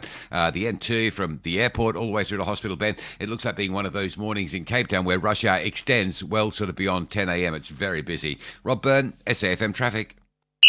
This is SAFM Sport with Zai Khan. Zai, good morning to you once again. So the Amakosi are hoping and aiming to ensure that Masandawana don't become a runaway train as far as the title race is concerned. They face Marumo Gallants in Bloemfontein. Yeah, Tulas, I mean, tonight the belief, I think, in the Chiefs camp is high, but the pressure is higher, yeah. They want to catch up with the likes of Mamelodi Sundowns, and they believe that this is their year. That's the Chiefs fans. So they definitely want this to be their year. Defender Aidan McCarthy even saying Amakosi have what it takes to end their 11-year league title drought when they take on Maruma Gallants tonight, 7:30 p.m. in the Betway Premiership. Chiefs have lost just one league match all season, and McCarthy, who scored his first goal for the club last week, says the momentum and the belief are driving their title push. On to cricket, and George Linder starred with figures of 3 for 25 as the Proteas beat the West Indies in Paarl to take a 1-0 lead in the T20 series. Linder dismissed Roston Chase, Shimron Hetmeyer and Jason Holder, moving his tally to 31 wickets in 28 T20 internationals. Despite his impact, the spinner admitted he didn't feel he played too well. To be honest, I didn't feel good with the ball, but I still tried to find a way to be effective for the team. I think I've learned through the years now, you don't have to fight it. If you feel like that on the day, then it is what it is. Just trying to find a way to be good for the team. On to rugby, Lions prop Asenati Ntlabakanya is embracing the spotlight ahead of Saturday's URC derby against the Bulls at Ellis Park. The Springbok bruiser went viral after a year line break against the Ospreys, joking he thought he was clear before being chased down. Now he's bracing for what he calls an arm wrestle against a Bulls pack loaded with test experience in a clash that could shape the URC log.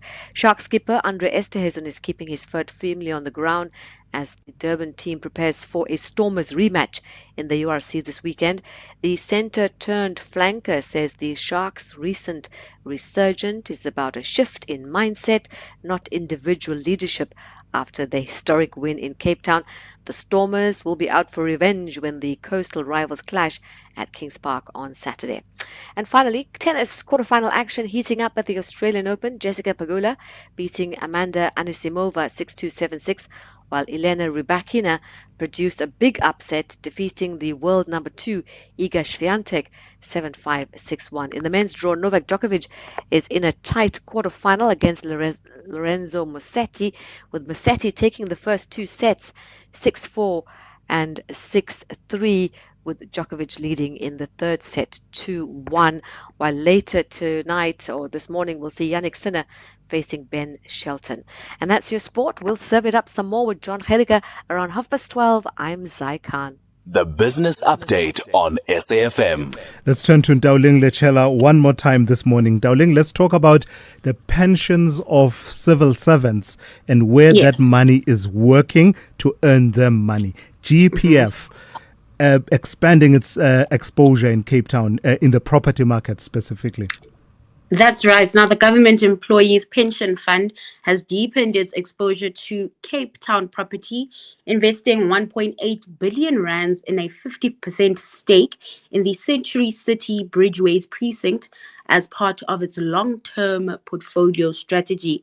Now, the deal executed through the PIC alongside Black-owned NCS property gives the fund exposure to 14 high-quality mixed-use assets anchored by blue-chip and multinational tenants.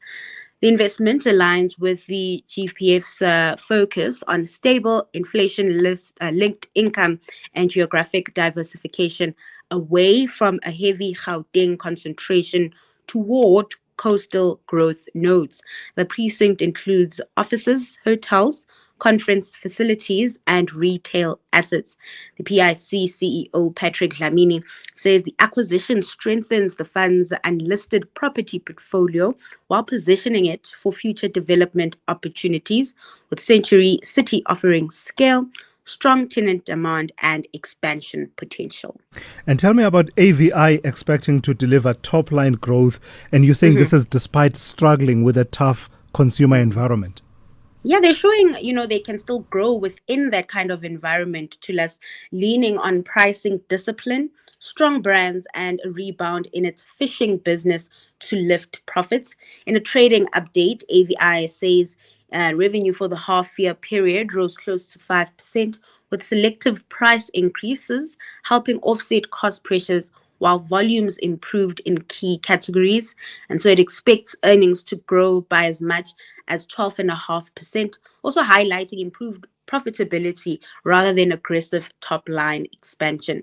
Growth was driven mainly by food and beverages, solid demand at Snackworks, and a standout recovery at I&J, where better catch rates, exports, and pricing lifted earnings. Margins also benefited from tighter cost control across the portfolio. However, we did see some weakness in its personal care and fashion brands, reflecting intense competition. I don't know if you know, but AVR is the company that owns Spitz. So really? People aren't buying Cavelas. Wait, sounds so diversified from catching fish at sea with I&J to Spitz. Yep. That's one of the aspects that confuses investors about it, because you don't know where to place it. They're everywhere. A clothing investment company, a food investment company, no one knows. Fully diversified. Lastly, Dowling, everything you've told us this morning being the backdrop, what kind of a trading day can we expect? Mm-hmm. So trade likely to be mixed today. There's still a big focus on precious metals. So that's a market many analysts are watching closely. A softer US dollar is continuing to work in our favor, with the rand extending its rally to around 15.83 to the dollar this hour. Gains have also filtered through to other major currencies, with the rand trading at 21.86 to the pound and strengthening to 18.99 against the euro, breaking below the 19 rand mark. Now, the key question is whether these levels can be sustained, and if the rand holds onto these broad-based gains, will the market narrative start to shift away from a story of dollar weakness and toward one of genuine rand strength? Now, over in oil markets, crude trending higher and edging closer to $66 a barrel. Stateside futures are choppy, mixed, a busy day for traders. So we are seeing many investors applying some caution with a Fed rates decision due and earnings out from Meta and Microsoft. Similar mood playing out in Asia, with stocks mixed. Currency dynamics they are weighing on the Japanese yen, as you know, we've got growing speculation around yen intervention, and that weighing on Japanese equities, while stocks in South Korea hit record highs. Tell the truth, you have one or two Cavelas, ne? Don't. There must have been a point in your life when you wanted it and you couldn't afford it. So when you started working, you bought one for yourself. I had it in my time. Now I don't have it. You know, when I was younger and I thought I was a cool girl. Yeah. Okay, gotcha. Thank you for that, cool girl. That's Dowling Lechela with all the updates throughout the morning on business, economics, and the markets. SABC2 is stepping into a new era, Papa, where every moment tells a story. A new era of conversations with Enklik Let's Connect at 4:30 p.m, bringing real talk and South African voices. A new era of Afrikaans news at 6:30 p.m, trusted information in the language you love. A new era of family entertainment, Omar Sari at 7 p.m, celebrating humor, tradition and togetherness. A new era of excitement in a new time slot, Deal or No Deal at 7:30 p.m, bringing primetime thrills home. A new era of drama, Pimville at 9 p.m, a brand new powerful telenovela from Soweto that grips the heart, and a new era of flavor with a new season of Color Your Plate with Koo, Sundays at 7 p.m. A new era begins on SABC2.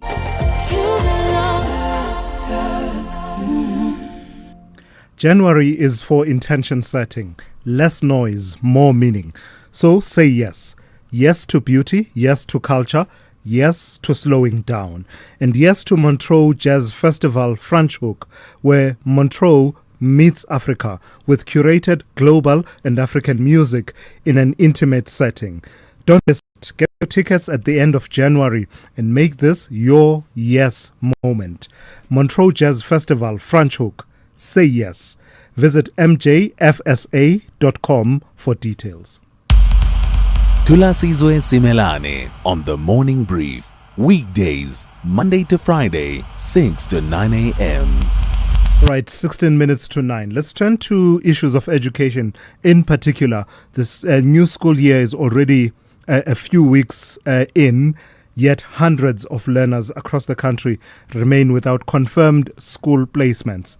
For many families, this is ongoing uncertainty that brings anxiety, disruption, and difficult questions about their children's education and future. So what are the alternatives? What are the options that are available?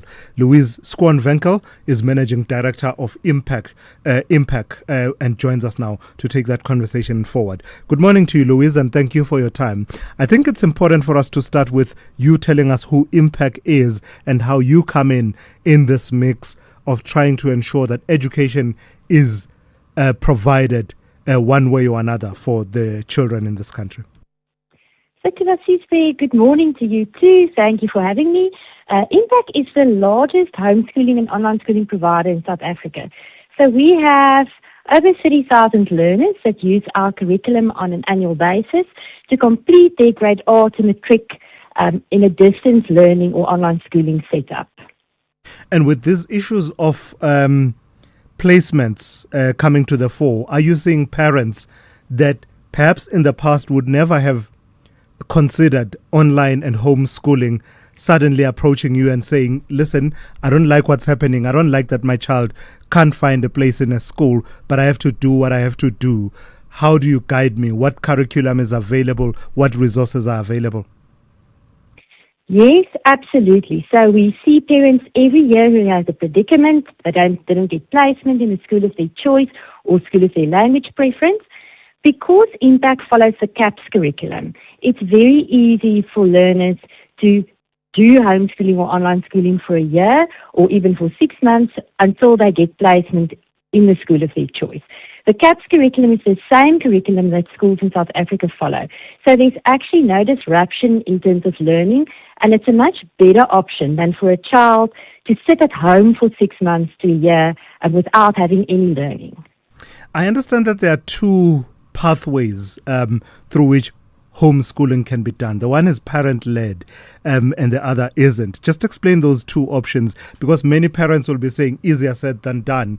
How, we have a certain relationship between me and my child that has been defined over the past 9, 10, 12 years that now must translate to me being their teacher with certain other expectations and responsibilities.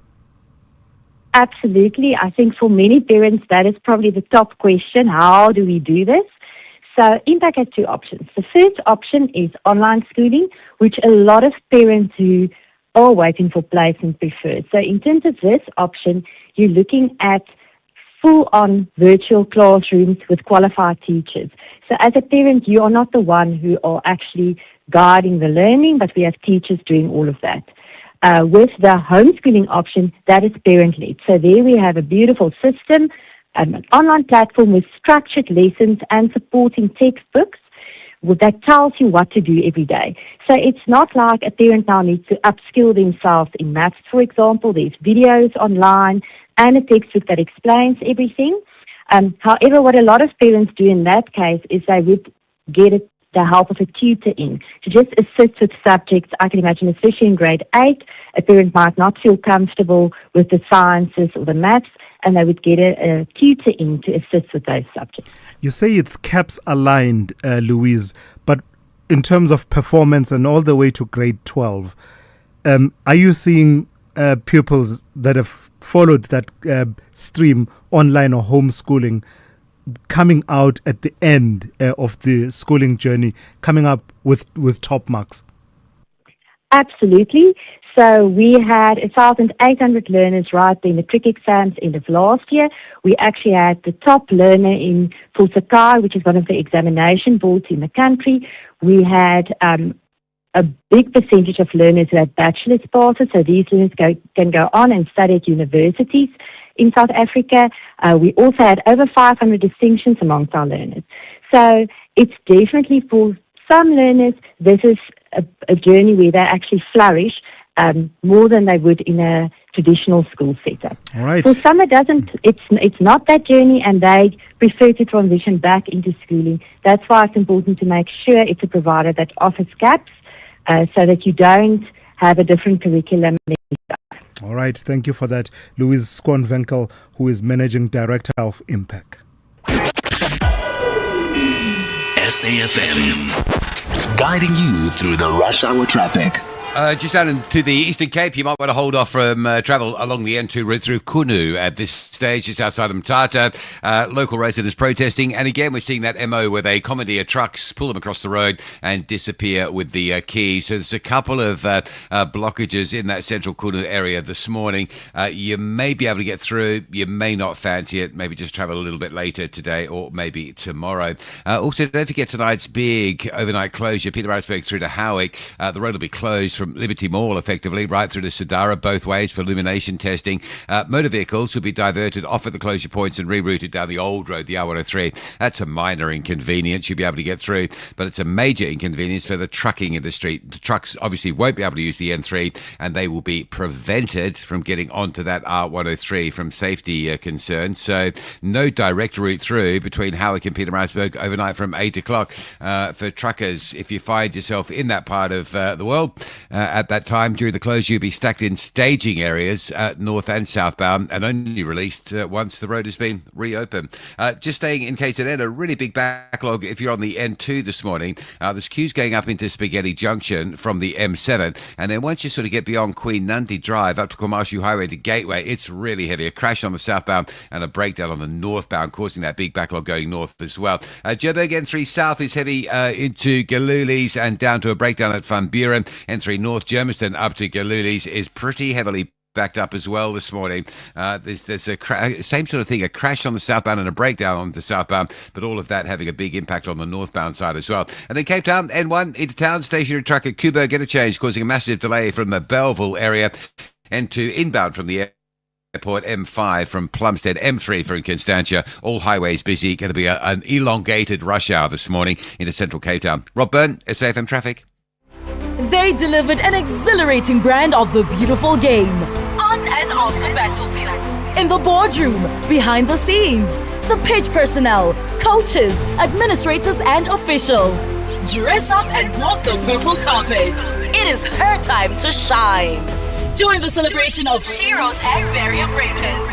Experience the Hollywood Bet Super League Awards on Sunday 1 February at 7:30 p.m. Live on SABC Plus, SABC Sport on DTT Channel 4 and SABC 1.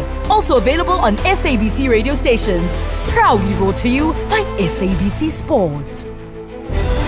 For the love of the game. Call Thulasizwe now, 086 000 2032. All right, let me take one or two of your calls before we go. This person wants to talk about Fikile Mbalula. I imagine it's in the context of the ANC's elective conference in Johannesburg. Good morning, SAF. Mbalula is the worst Secretary General that the ANC has ever had. He belongs to the dustbin of history. All right. I'm sure he will have a thing or two to say about that, Will Fikile Mbalula. Someone else here, anonymous, sending us a message on the WhatsApp line regarding earlier on. There was a caller who talked about, not trusting the IEC in the wake of these allegations around the ANC's regional conference. And I made the comment that I made about the separation between the party's electoral processes versus the processes of the country, the IEC. This person says, as a person who works for the commission, I worry that the reputational damage caused by such allegations may serve as a deterrent to impressionable voters.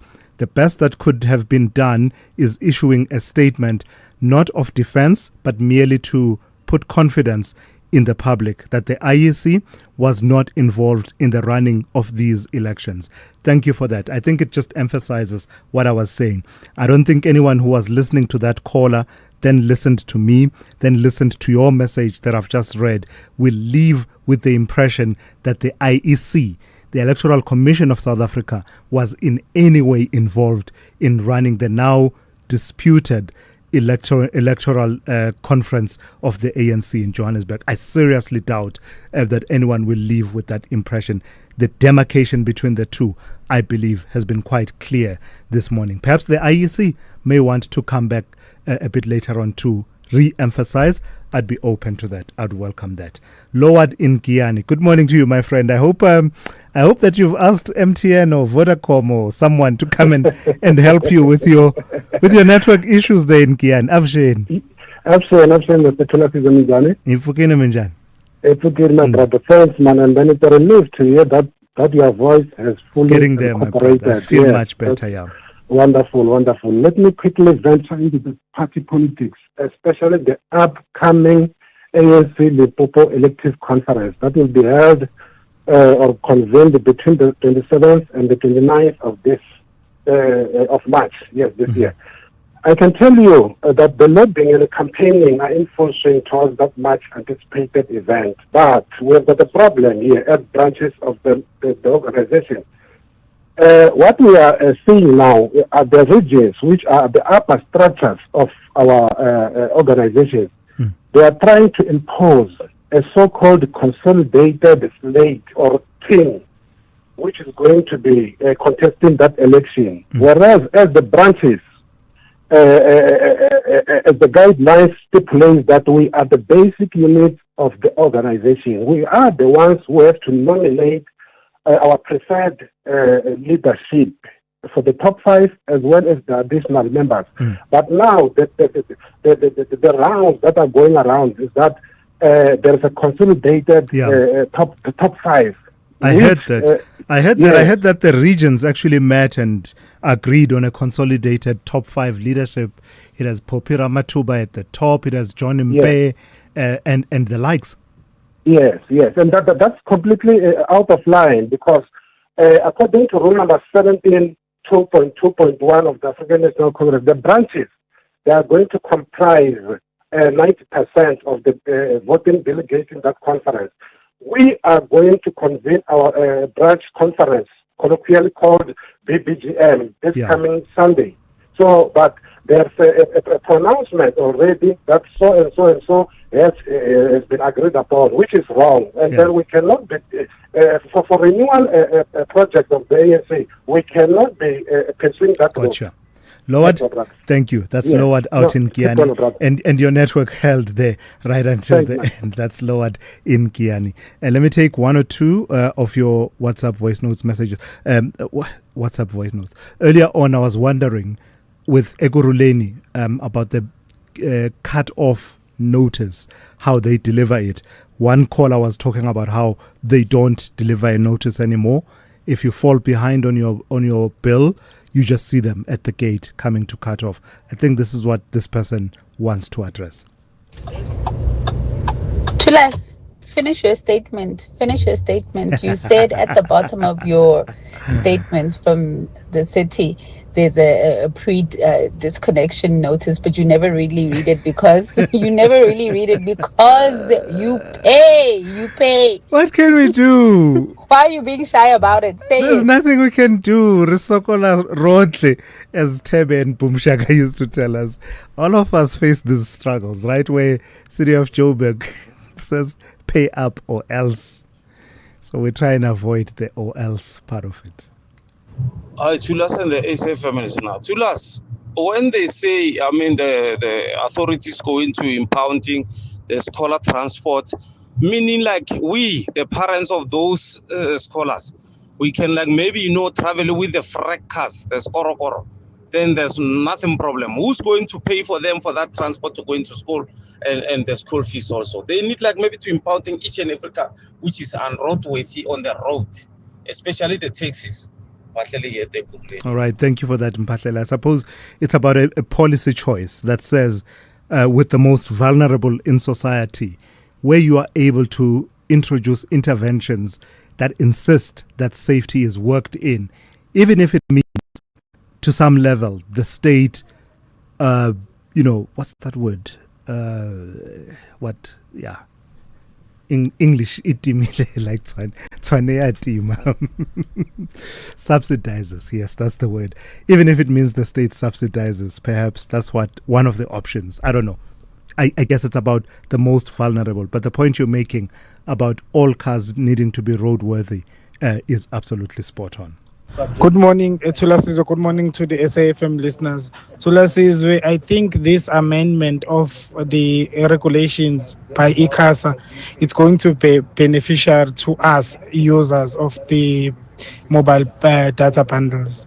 So I think it's a good thing, and credit must be given to those who were involved in ensuring that this thing happened. Sekwanele, thank you as always with those short and sharp and crisp, always on point inputs from Sekwanele, one of our loyal listeners. I've got to thank you for listening and for your robust engagement as always. Stick around though, more quality news, current affairs and talk programming still to come throughout the day here on SAFM, starting with The Talking Point with Kathy Muhlahlane. And by the way, Kathy, my voice is fine, okay? No need for you to come into the studio and spray your sanitizer all over the place. Grand, no, I'm fine. Ululu buyile. I'm Thulasizwe Simelane. You've been briefed.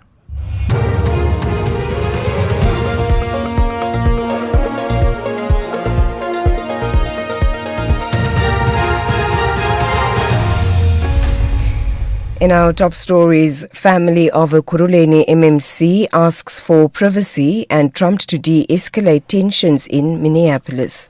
Good morning. The family of a Kuruleni MMC for roads and transport, Andile Mgwevu, has asked for privacy as they process their grief. The MMC's family confirmed his passing after his mortal remains were found in Mozambique yesterday. His body was found with that of 3 others who were with him when their vehicle was swept away in the recent floods in Mozambique's Chokwe region. Rifilwe Mekwa has more.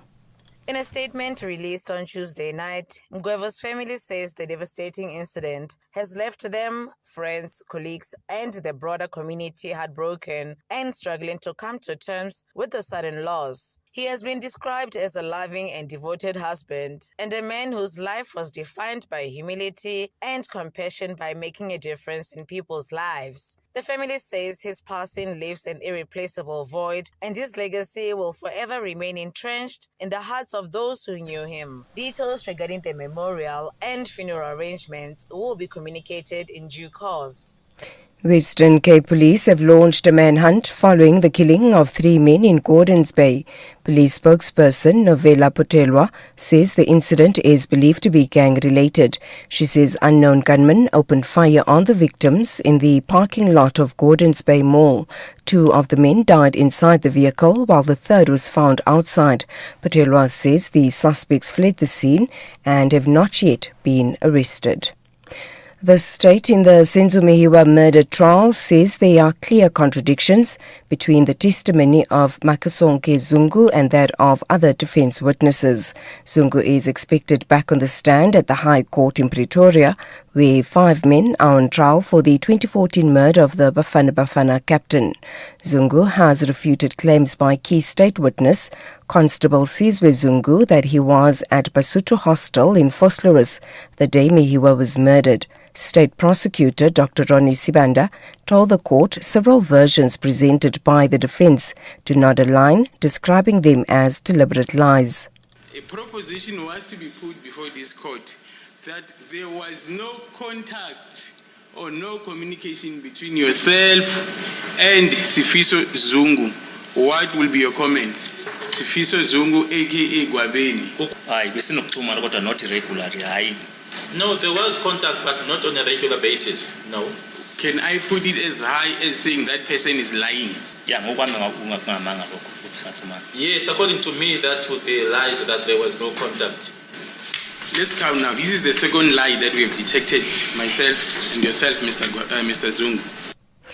US President Donald Trump says his administration is going to, in his words, de-escalate a little bit of tension in Minneapolis following the deaths of 2 protesters at the hands of federal agents. Trump has denied that the move was a pullback. The BBC's Tom Bateman has the details. Donald Trump has been under growing pressure from some of his own political allies who are seriously troubled by the crisis in Minneapolis. He again sought to diffuse tensions there while on a visit to Iowa to talk about the economy.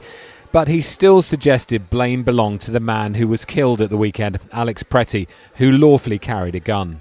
There was no sign today of Vino, the controversial Border Patrol commander who is being pulled out of Minneapolis as the White House continues its damage control. Recapping the top story, the family of Ekurhuleni MMC for Roads and Transport, Andile Mgwebu, has asked for privacy as they process their grief. The MMC's family confirmed his passing after his mortal remains were found in Mozambique yesterday. For SAFM News, I am Anne Musa. SAFM 104 to 107 nationwide. Leading the conversation. The Billy Goats are hunting for 3 points in their own backyard to find a suitable position in the top half, while Wolves believe only victory can unlock the door to comfort. This is the Bundesliga, football as it's meant to be. Catch FC Köln versus VfL Wolfsburg on Friday, 30 January at 9:30 p.m. Live on SABC Plus and SABC Sport on DTT Channel 4. Proudly brought to you by SABC Sport.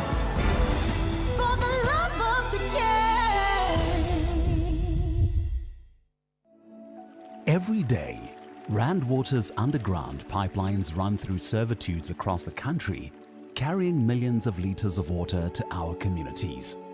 But when people build too close, it's called encroachment, and it's very dangerous.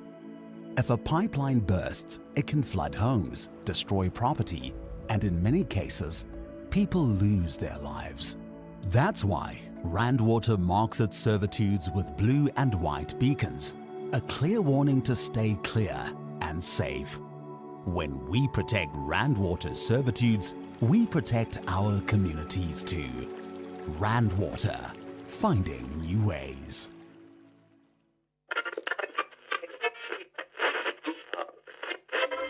For 90 years, one voice has informed, challenged, and connected a nation.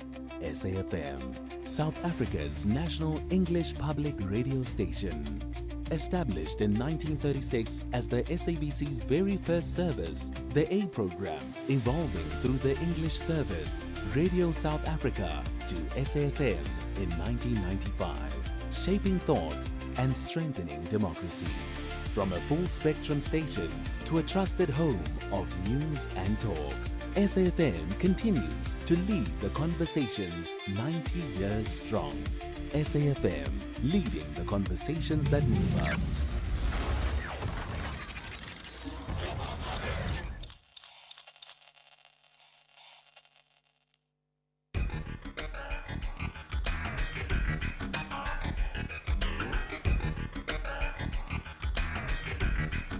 The Talking Point with Kathy Motlatlana. Weekdays, 9 a.m. till midday.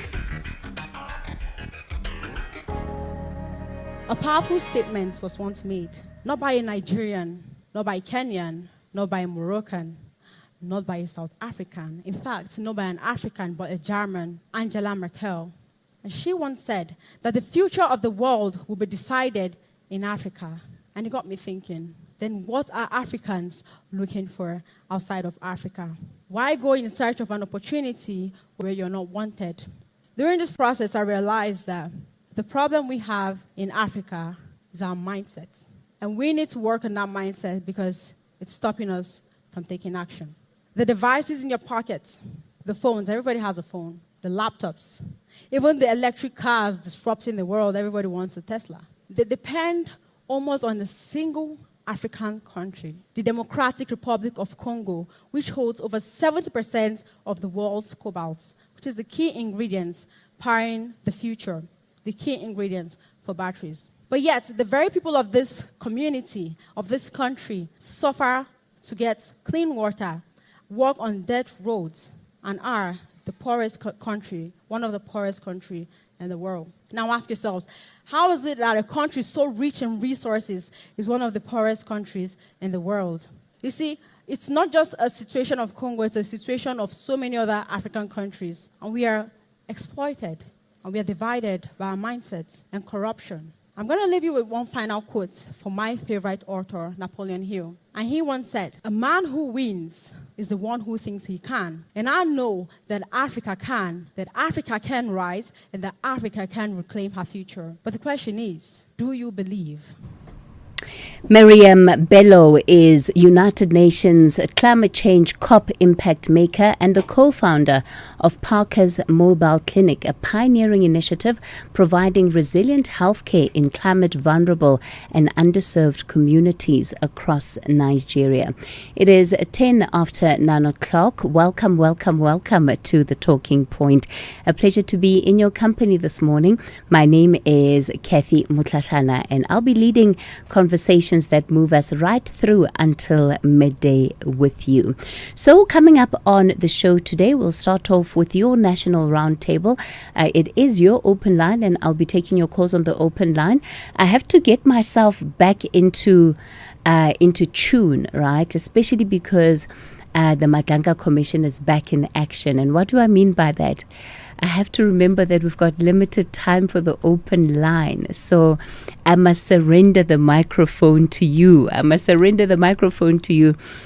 so that you have that opportunity between now and 9:30 to really talk about any matters of national interest that you want to put on the national roundtable.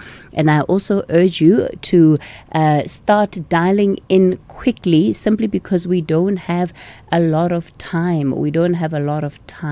So please use the number 086 000 2032. That's our studio line, 086 000 2032. And on the WhatsApp voice note line, 0614 104 107. Coming up on the show today, 9:30, we're back at the Madanga Commission of Inquiry. We'll be continuing to hear the evidence of KwaZulu-Natal Hawks head, Major General Thulasizwe Simelane, after what was day one of his evidence. Quite a lot that he was asked to explain in that testimony, and his relationship with Kat Matlala, allegations of tender corruption, and that he actually had stepped in to help Matlala secure a 360 million rand SAPS health services contract for Medicare 24. He also had to explain the relationship, the business relationship that is said to exist between Matlala and his son. So we can expect another heated day for him in the hot seat. It's been, I think it's again a part of that evidence that really gets you locked in, right? Because some of the things that you hear him talk about, you're like, do you remember the fact that you're an officer of the law? Are you mindful of that and your responsibilities? Do you understand the implications of some of the things that you are saying right now? So we'll continue with that evidence when the Madanga Commission resumes at 9:30. And then, of course, the final hour of the show, we are going to have the ad hoc committee continue with its public hearings. So we will then take you back to that. So we'll have a lot of coverage of what is unfolding out of these two different processes. Before we get to that, we're going to take a quick break. I'm going to take your calls on the open line. Thank you all for taking the advice. I see your calls are lining up. So we'll take a break and I'm back with your calls.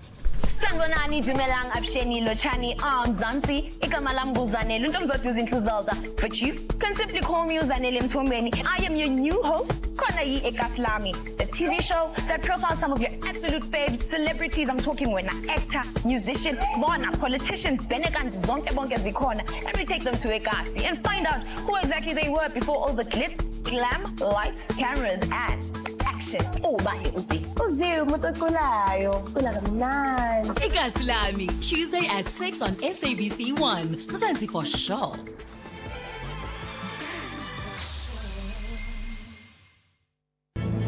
The Billy Goats are hunting for 3 points in their own backyard to find a suitable position in the top half.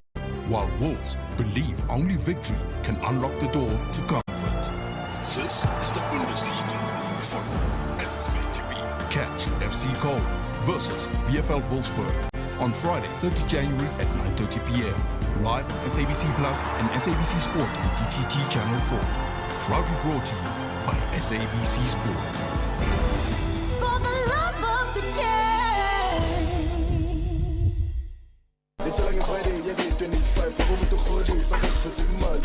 Welcome to it. This is season 1 of Playlist happening right here at Maloka, and believe me, it's a party. Set your reminder every Friday, 9 p.m. Playlist at Maloka is in the building.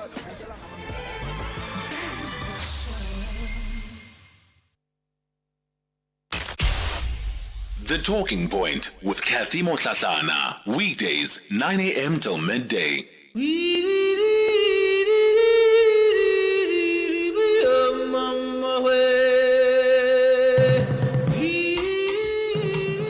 Commissioners, I must say, I don't even know what is this thing called Big Five cartel. I only know Big Five in the country. If the commissioners want to allow me to say the Big Five that I know, I'll say it. But for the benefit of doubt and clarity, the Big Five that I know is an elephant, a lion, a buffalo, a rhinoceros, and a leopard. Those are the Big Five I know in the country. But this that is mentioned here, I don't know. What are they talking about?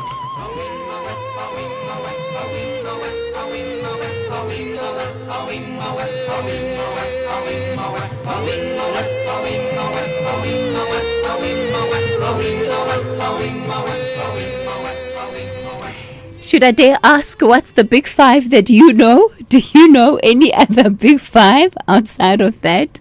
That's how things started at the Madlanga Commission yesterday. Dwaisa, you're in Ezingolweni. Good morning. Hi, good morning, Sis Kathy. I wish to run away from saying Happy New Year because I think it's old now. It is, but you can go ahead and make your point on the talking point. Exactly, I'll be very quick because I understood you earlier on. Sis Kathy, one is angry. Now I fully understand why this our caller Putana. Every time he calls, you can hear that the gentleman is angry. And I fully understand him. My take today obviously is on General Senono's testimony. It's shocking. It's really shocking. A provincial head of the Hawks gets invited by Matlala. Okay, let's put it mildly, a service provider with business with subs. You accompany him. And obviously, it briefs you that the meeting is about purchase order to be issued. You know very well it's wrong. Say a simple thing. You just need to tell him that no, for the proper procedures, and that's it. And he has got to tell us that he was not on duty that day. In other words, he was not on that day. He was not wearing the rules didn't apply to him. Exactly. And the next